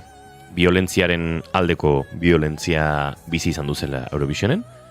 Eta ez dakit azken daturik badudan, bai, Espainiar irrati telebistak halako mezu bat publikatu zuela giza eskubideen alde.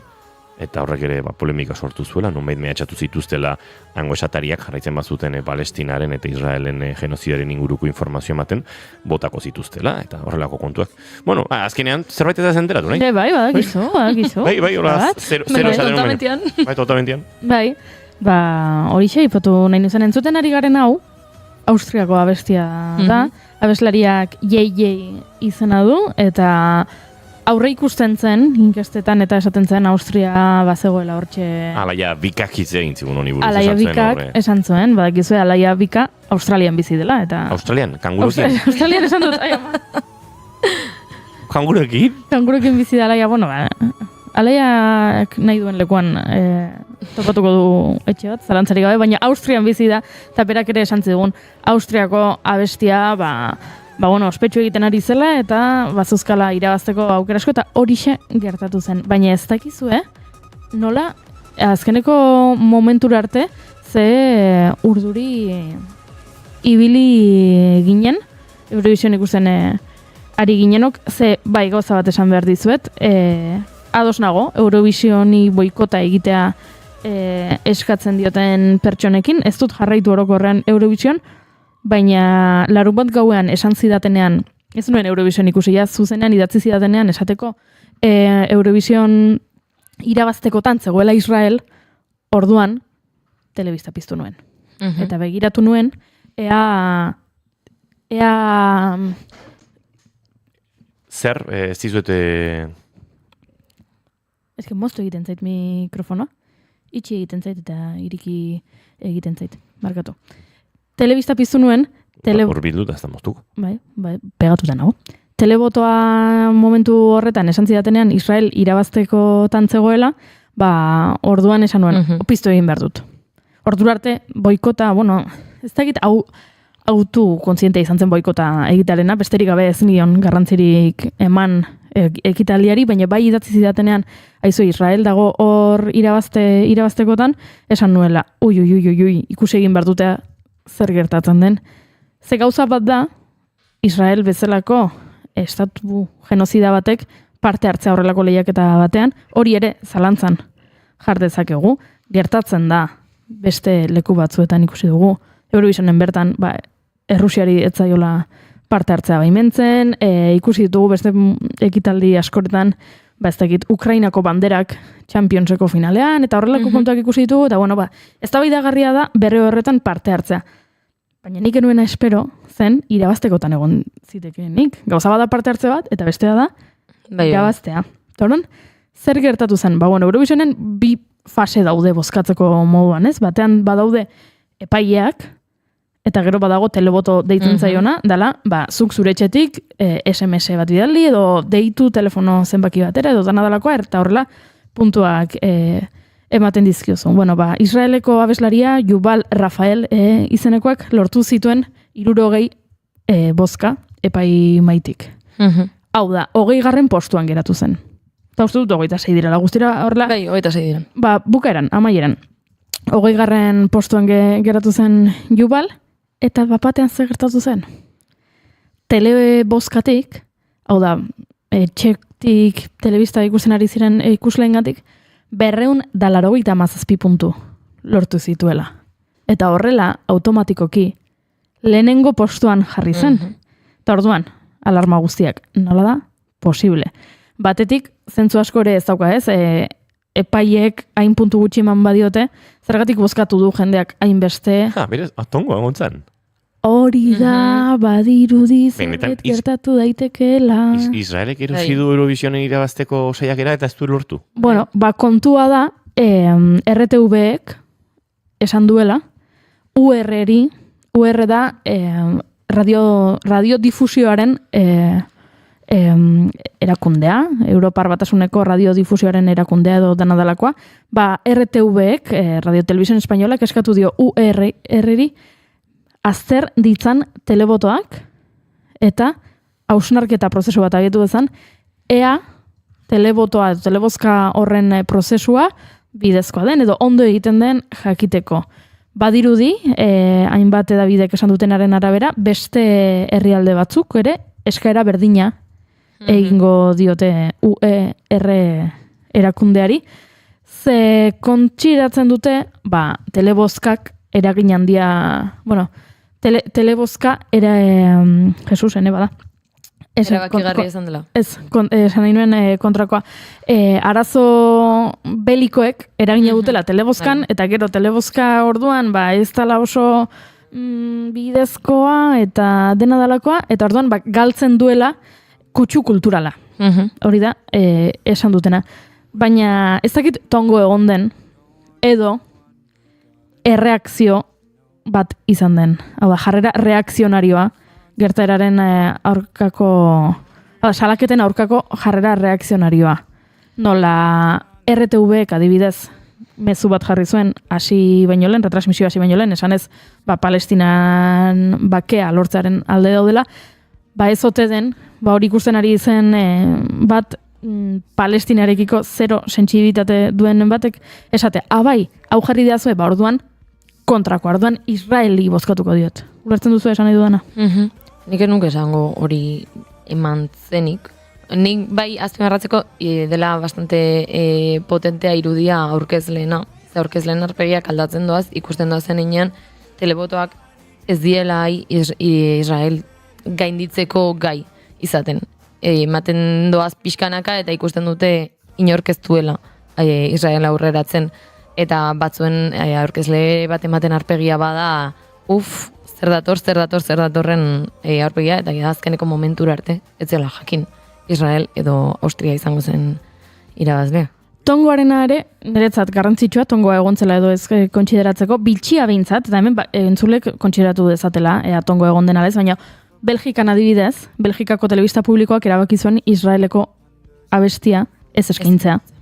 Esan zuten, beraiek, gerraren aurka daudela, eta horren aurka egiteko modua edo, bazela, Israeleko abeslariaren abesti hori ez emititzea.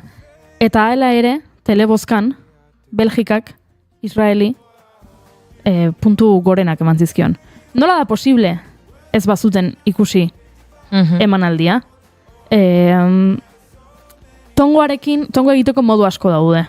Ez dut esan nahi asmatu egin dituztela zenbakiak, baino bai agian egon dela kanpaina masibo bat bozkatzeko, bai Israel abestiari jaramonik egin gabe, eta ze bitxia da benetan, zuk ez baduzu, emanaldia ez badute ez da eskaini ere egin Israelena herrialde batean, eta herrialde horrek puntuazio gorena ematen badio Israeli, ezakit, niri bitxia iruditzen zait, eta azkeneko gauza bat aipatu nahi dut, sareetan ere honek sortu duela sekulako arrabotxa, eta hautsak arrotu dituela, eta badagoela jendea, esanez, Espainiak adibidez galdu duela mezu horren ondorioz. Hau da, RTVek Palestinan bakea nahi dugu, mezu horren ondorioz, 24. postua lortu duela Espainiako ordezkaritzak. Bueno, agian abestia txarra zan. Kakabatzen. Eta agian eszenografia etzen interesgarriena. Eta agian Europar Batasunak Israelekiko izan dituen politikak eta bere genozidioaren zuritzea edo parte hartze edo esku hartze ezak ere egin du gizarte bat izatea genozidio bat nolabait zuritzen eta txalotzen. Hori ere hor dago. Eta Eurovision da makinaria politiko mailarik gabeko baten 11. Katea, ez dakit, zaitos analizi seriorik egin daiteken hemendik, ez, baina Eurovision badela hor zuritzea erraminta oso garrantzitsu bat, eta eztabaida hauek daramatzagu izaten urteak. Zein geratzen den kanpoan, eta zein izten geratzen kanpoan. Baina, pixkat politika globalaren mailan, hau kirol parte hartzekin ere gertatzen den zerbait da, eta bestein bat kontuekin, ez? Beraz, Espainiari leporatzea Radio Televisión Espainolako norbaitek independentzia politiko minimo batetik horrelako mezu bat jarri, eta horregatik melodiren kantua gaizki sailkatu dela esatea, kaso begiratu behar da Europara, eta fascismora, eta genozidio zuritzen duten alderdi politikoi, edo genozidio honetan parte hartzeko borondate politiko eta ausardiarik ez duten alderdi politikoi. Zet horti duela gehiago. Eta nik gauzatxo bat gehitu nahi dut, ados nago boikotarekin, ados nago Eurovision boikoteatzearekin Israelen parte hartzea baimentzen duelako, baina aldi berean, kontatu behar dizuet, Jon Inigo, pixkat bitxia iruditzen zaidala, bereziki egiten dela presioa eta bereziki fokua jartzen dela honengan, eta Eurovisionek Eurovisioni boikota egin behar zaio Israelek parte hartzen duelako, eta Eurovision da honetan Israelen konplizerik handiena eta danadalakoa, baina nik ez dut aztu nahi, edo elietzeak gustatuko aztea, beste ekitaldi masiboetan eta agian elementu heteropatriarkal handiagoak dituzten ekitaldietan Israelek ere parte hartzen duela, adibidez txirrindularitzan badagoela Israel Premiertek izeneko talde bat, eta ez dela hainbesteko boikoterako deialdia egiten, beste ekitaldi hauetan, eta berriro batzuetan bai sentitu izan dudala, Eurovisionek asko duelako disidentziatik, eta Eurovisioneko publiko gehiengoa badirelako esango nuke LGTB kolektibokoak eta emakumeak, eta orduan berriro ere guregan jartzen dela ardura guzti hori, eta guk dena ondo egin behar dugula, eta beste batzuetan ez dela hainbeste foku jartzen. Hori nire iritzi pertsonala, iruditzen zaidalako niri.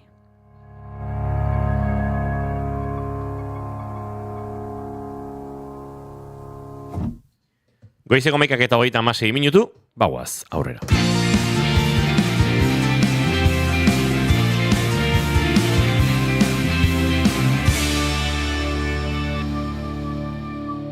Bigarrenak ez direlako beti okerragoak, bigarren kafea. You got the cinema.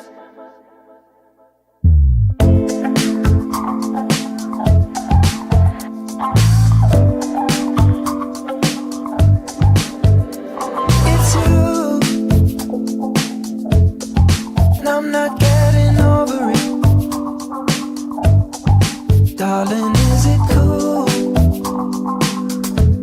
From starving when it comes to this.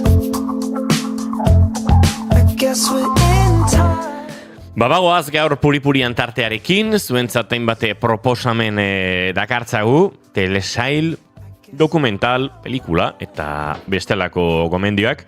Basatrako gaur aztelen euritxo xamarratorren honetan, badakit junerro batetek eta biok gaur badugula itzordua The Last of Usen urrengo atalarekin, baina tira, beste gauza batzuk ere askotan behar izaten dira, hori ere bada duela gutxi ikusi nuen horbaitek esaten zuela, belaunaldi berriek bizi ez duten zerbait dela garai batean, pixka dola boomer txio bazan, telesaiak gauzatzen genituela astez-aste, itxaronez, atal berria iristea, eta bar, petxatuen, bueno, hola xago de orentxe ere, ez da, enbeste aldatu. Ezin dezaket, eske biz-bizin diazu. Mikrofonotik kanpo izan da. Bale, orduan mikrofonotik kanpo ez dizutitze ingo. Gizuk gaurko egunez amaitu zela Game of Thrones. Ara? Maiatzak 19 izan den. Hori bai itxin genuela, astez-aste. Eta urte luzez. Manuel González Gurutxaga, egunon? Kaixo, egunon. Eta Jesus? Bai. Ondo? Bai. Dena ondo. Begi gorri, sudurra gorri, dena ondo, gezurra da, Imanol. Alergia usaina hartzen dio zure sudurrari. Izangoa, baina ez dakit. Osa, ni ondo nago, guanela 5 minutu arte oso ondo neon, baina baten hona etorri naiz, eta ez dakit hautsak arrotu ditut. Temperatura aldaketa, presio aldaketa. Temperatura aldaketa gure estudioko atzeko partetik estudioko aurreko partera? Bai. Esango nuke gradutxo bat dagoela. Eta presio aldaketa ez esan nahi duzu, gazkin batean sartzen garenean bezala? Bai. Eta presio aldaketa dago estudioaren atzeko partetik? Aurikularra jantzi ditu, zuzenean ari gara, eta horrek ematen duen presioa zari niz. Iker loroak esango luke bezala, kilima aldaketak. Hori da. Kilima aldaketak. Lenguan txi hori irakurri nuela, eta pixkate, boomerkada bat iruditu zitzaidan. Bai, bastantekoa dira esan. Baina tira, hori esan da, gaur batzuk The Last of Usen urrengo atalarekin egongo gara. Aurreko ikusi zenuen? Bai, noski. Nola dagoen The Last of Us. Bingo bat egin behar dugu, puri-purianeko bingoa. Badakizu ez, baina bingo horiek izaten direla batzuk badaukazu zure kartoitxoa eta kartoitxoan jartzen du. The Last of Us aipatu du. Ez duela bukatu, aipatu du. Ez dakiela zenbat denboraldi dauden, esan du horrelakoak, Eta bingo bat egin dezakegu, eta gero tatxatzen joan. Ze The Last of Us puri-purianeko sekzio guztietan agertzen da. Naiz eta ez dugun The Last of Us etaz hitz egin behar. Bueno, baina eske hori gertatuko da hemendik telesaila, osea denboraldia bukatu eta igual 3-4 aste gehiagoz. Orduan, bueno, jo naitzen. Vale. Edo hori edo mundua bukatu arte. Baita ere, beste Aukera aukera bat da. baita. Oso aproposa telesailaren. Horregatik. Orduan Iñigok ez du hitz egingo gehiago, ze The Last of Us ez ezin ditzegen. Claro, mengo jurik errepika ditzake bere mobitak nahi dituen guztitan. Esan nik, dizut, bingo egingo dudala gauza guztiekin, ez? Zuk esaten dituzun gauzekin. Baina gaur The Last of Us komentatu behar duzu? Ez? Ba orduan, hasi? Gaur astelena da, eta duela ordu gutxi The Last of Usen atal berri bat dago, ikusgai. Eta... Zerena? Bueno, Imanol zekarri Agur. Vale, Imanolekin junberko gara ez. Oso ondo. Así. Kaixo, egunon. Beira, nik ez dut ikusi Eurovision, baina gomendatu behar dizuet telesail bat, izan agunla La Canción. Guan dela gutxi estrenatu duten mini telesail bat, 3 atal bakarri ditu, eta kontatzen du 1978 urten Espainiak irabazizunen Eurovision Txapelketa hori da. Eta egia esan, hori, telesail oso motza da, oso azkar ikusten dan telesail bada, eta nire gizan asko gustatu zait, bai antzez lanak asko gustatu zaizkit, gero baita gustatu zait, nik ezagutzen nula historio hau lehenagotik, baino konturatu nahi zenula guztu izondo ezagutzen, ze zuek bazenekiten Masielek parte hartu baino lehenago Serratek hartu bertzula parte, abesti berdinakin. Ba, egia esan ez? Nik ez. Aste bete lehenago arte, edo pare bat aste lehenago arte, Serratek parte hartu hartzun abesti horrekin, eta... Aste bete lehenago arte? Edo pare bat aste. Eurovision oso disidente izango da, baina politikoki mierda bat izan da beti. Bai. Eta orduan ere gertatu zen.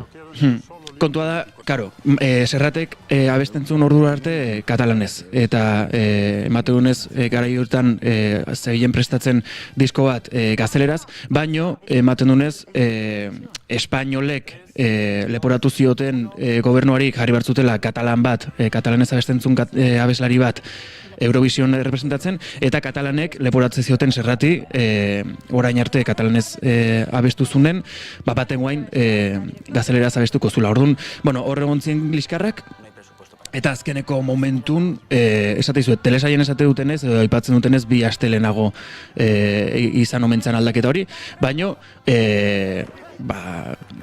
kuriosoa da nola, hain epe laburren aldaketa hori gertatu zala, ondoren gelditu dan historio hori, edo behintzet gehiengok jakin dugun historio hori izan dela, Masiel izan zala, bertako partaidea.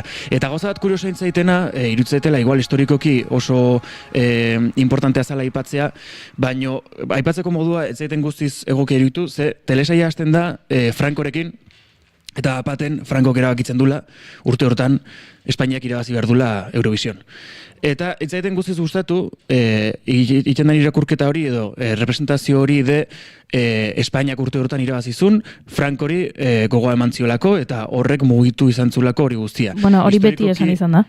Hori esaten da. Bai, baino egia da, ez zaitela guztiz gustatu Frankok eukitzen duen presentzia hori telesaian, ze aktore bat dago, bere papela egiten, altzuten bigarren alde baten utzi eta Frankoren epamen hori pixkat atzerago jarri, ez izateko personaje bat ematen zaion garrantzia horrekin, eta gero bukaeran baita Masilek irabazten duenen aipatzen ikusten da Franko eta bere emaztean sekuentzia bat, eta bar. Baina, hori da igual aipamenetako bat gustatu ez zaitena. Esate izuet, Masielen personajea iten du Carolina Justek, oso ondo irutu zaitela. Patrick Criado baita agertzen da Esteban Guerra izeneko personaia bat gorpuzten, eta esan nahiko gustatu zait. Eta, Alex Brendemul eta Laia Manzanares baita agertzen dira, eta, Serraten papera egiten Marcel Borras, eta gure lagun Eneko Sagardoi baita agertzen da papel txiki bat egiten. canción funciona si días después aún tarareas. Días después. Tenemos varias así. Canta una. Esteban, Serrat. Serrat. No quiero ni un solo lío político, ¿estamos? La pregunta realmente importante es, ¿quieres ser una estrella internacional o un cantante provinciano? ¡Basta! ¡Basta! Esto no es Hollywood, esto es televisión. Bueno, lan interesgarria. Movistar Plusen ikusgai dago? Bai, Movistarrena. Bai. Begira, trailerren oso interesgarri iruditzen zait, jantzia hitz egiten dutela, zergatik soineko hori, zeia ikonikoa da soineko hori, eta historia hori ere nik ez dut ezagutzen, zeinek aukeratu zuen soinekoa, nolatan, trailerren zerbait ikusten da, somatzen da zerbait, baina begira, interesgarri hori ere. Bai, eta gero, aipatu nahi nula eta aztu zaitela, pelikula, telesaiak iten du gauza bat oso ona, el del 46 película puede ser. El 47. El 47 hori da, bai, izena zen izango batza baino. El 47 película egiten duen gauza bat errepikatzen du telesaio honek, eta da, garaiaitako irudi originala jartzea. Analogikoekin grabatutako garaiaitako irudiak.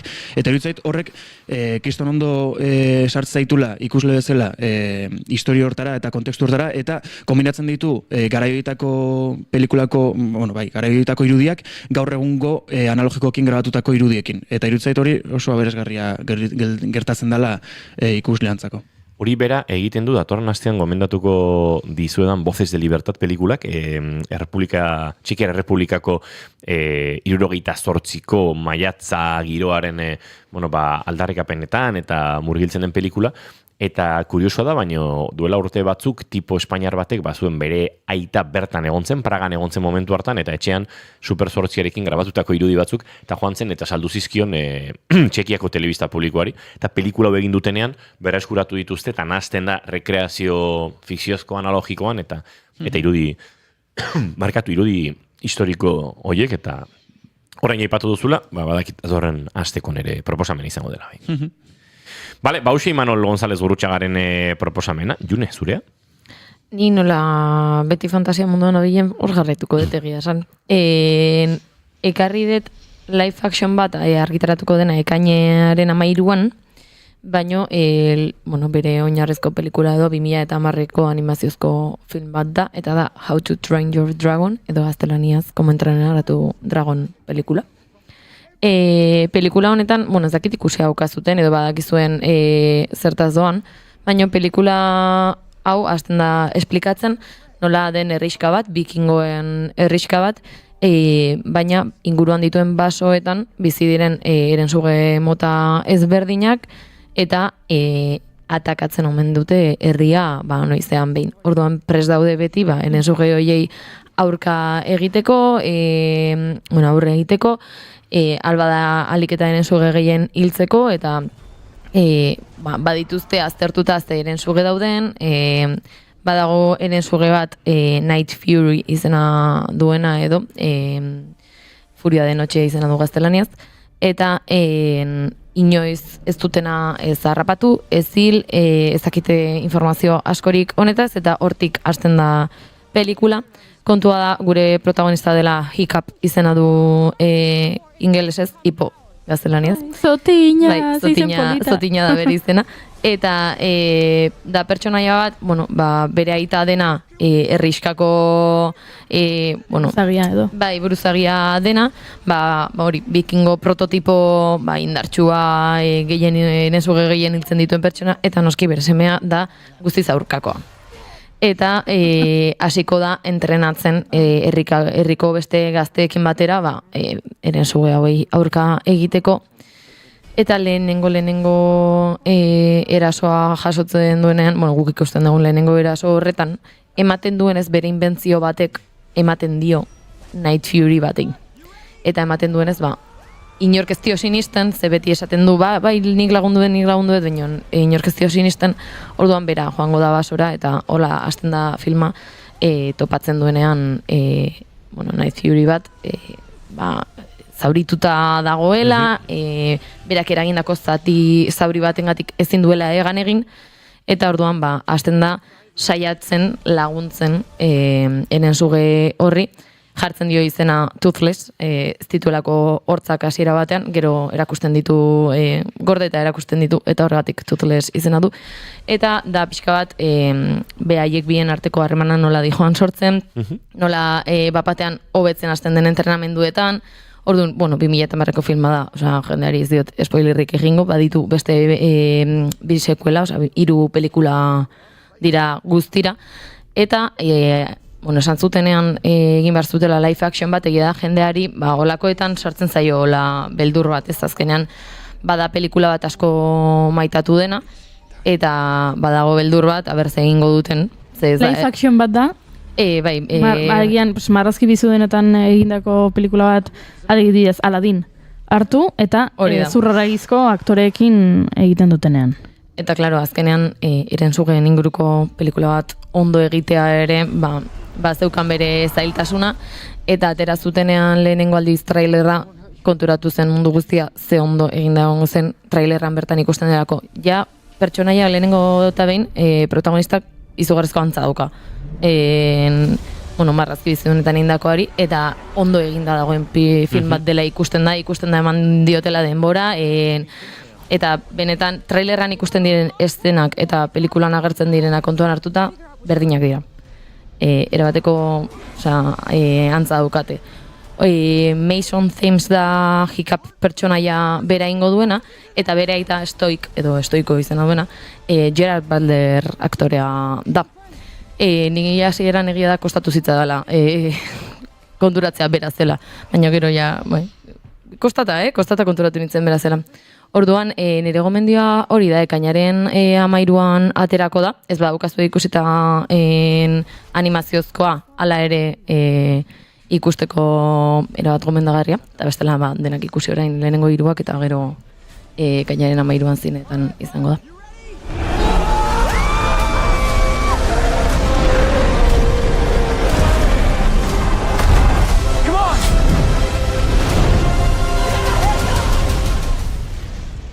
Zortzi minutu berdiko 12etarako, Goiuri, zure proposamena zina? Bai, nire proposamenak izana du The Four Seasons, telesail bat da, mini telesail bat, denboraldi bakarra dauka, baina momentuz esan dute, bigarren bat ere izango duela iritsiko dela, baina momentuz lehenengoa daukagu, maiatzaren batean estreinatu zen, Netflix streaming plataforman, The Four Seasons, esan bezala, eta da komedia, eta da drama.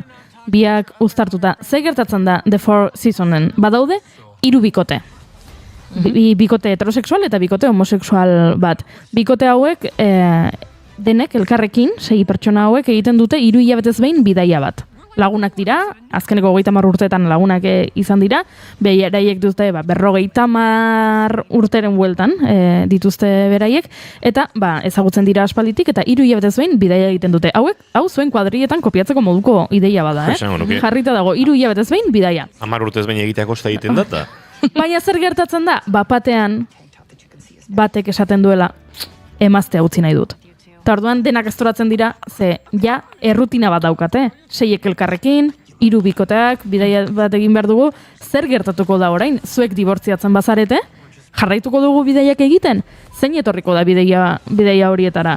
Etorriko da han, edo etorriko zara zu, edo zer egin dezakegu? Hori da abia puntua, eta lehenengo ataletik ikusten dugu, sekulako barreak egiteko moduko telesaia dela. Zergatik batetik komedia bat delako esan dudan bezala, drama ere badu, baina bestetik agertzen diren aktoreak estatu batuetako komediako izar handiak direlako tartean, Steve Carell, tartean Tina Fey, pertsona komiko umoregile hauek ezagutuko dituzue ziurrenik, egin dituzte pelikula, telesail ugari beti umoretik, eta oso onak dira. Tina Fey da sortzailetako bat, telesaionen sortzailetako bat, eta esan behar dizuet, dala telesail bat asko oinarritzen dena dialogoetan, hau da, gidoiak eta esaldiek, eta beraien arteko elkarrizketek pixu handia daukate. Beraz, espero baduzu telesail bat, zeinetan 3 eszenaz behin gertatzen diren gauza pila bat, eta denetarik, eta kriston akzioa dagoen, ez da telesail hori, baina bada oso humoretik egindakoa eta beraien arteko elkarrizketak oso interesgarriak dira eta baita ere orokorrean zer gertatzen den. Interesgarria da ikusteko adin horretako laguntarte bat, interesgarria da ikustea nola dibortzio batek eragiten duen lagun talde batean eta ez ere honetan bakarrik, zuk hori ikusita pentsatu ezakezu, nire lagun taldean ere guk planak egiten ditugu, bikotekidekin zer gertatuko da egunen batean, hauek dibortzitzen badira edo hauek eta harremana eteten balin bada, nola jarraituko dugu gure talde egiturarekin. Beraz, interesgarria, pentsatzen dut are interesgarriagoa izango zeizuela, zuek ere dibortzio batetik pasa bazarete edo horretan ari bazarete, baina niri nire 30 urterekin interesgarria iruditu zait baita ere, ze gainera dibortziatzen den bikoteak alaba bat du eta horrere eragina badago eta bortxe egiten dituzte bidaiak, batetik laku batera joaten dira, beste batean eskiatzera, beste batean unibertsitatera, oso interesgarria, barreak botatzeko modukoa, esan bezala gidoia zoragarria iruditu zait, behin arteko elkarrizketak oso onak, eta harremanak bizitzeko modu ezberdinak baita ere, ze protagonistak dira, 6 pertsona hauek, 3 bikote dira, baina bikote bakoitza modu batekoa da, eta egunerokotasunaren arazoei desberdin egiten die aurre, beraz, pentsatzen dut agian batekin identifikatuta sentituko zaretela, eta hori zen nire gomendioa. Egia da, hasieratik engantzatu ninduela, lehenengo 3 minututan edo, Steve Carrellek esaten duelako, nire emaztea engantzatuta dago, iPadeko jolas batera. Baserri bat dauka, eta gauero aritzen da baserria zaintzen. Batzuetan begiratzen dut eta, oso ona da, Eta horren pentsatuen, nire baserriaren jolasa bezala. Eta zenbat denbora pasatzen du lehenengo 3 minututan esan duzu? Lehenengo 3 minututan Stevek aipatzen duela bere emaztea engantzatuta dagoela. Eta gero momentu batean ikusten da lotara joaten direnean nola senarraklo hartzen duen eta emazteak tableta ateratzen duen. Horixe da, nik zuen entzulei proposamena helarazteko daukadan denbora 3 minutu. Steven. I would never do anything to compromise your integrity. What if it really was like a moment like this? Tira, bizi proposamen zabala nolabait esateko. Filmin Music Fest dute joan den ostiralean abiatu zen.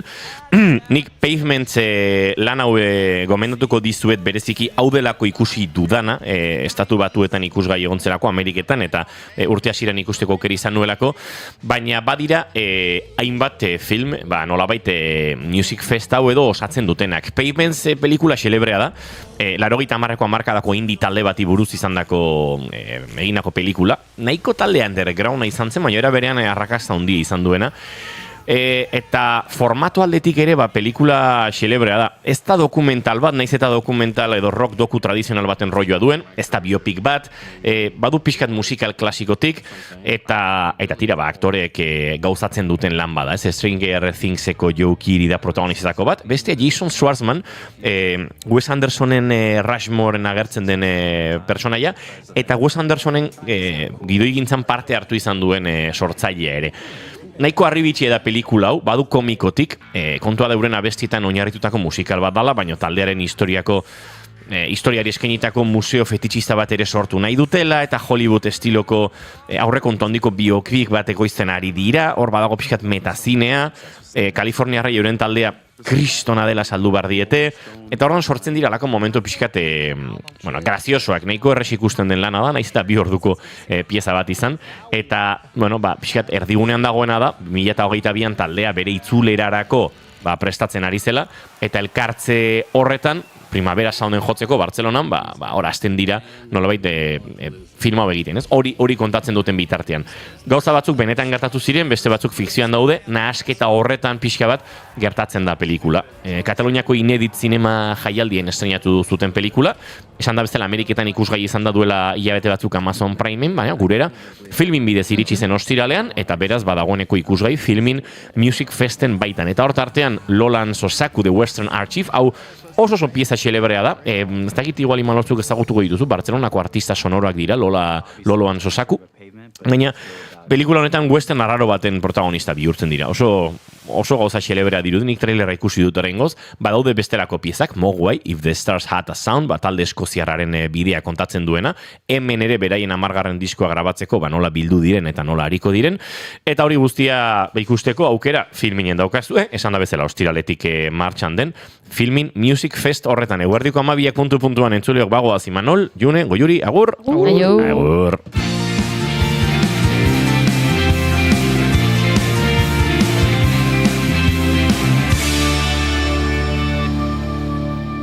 Keep calm and bigarren kafea.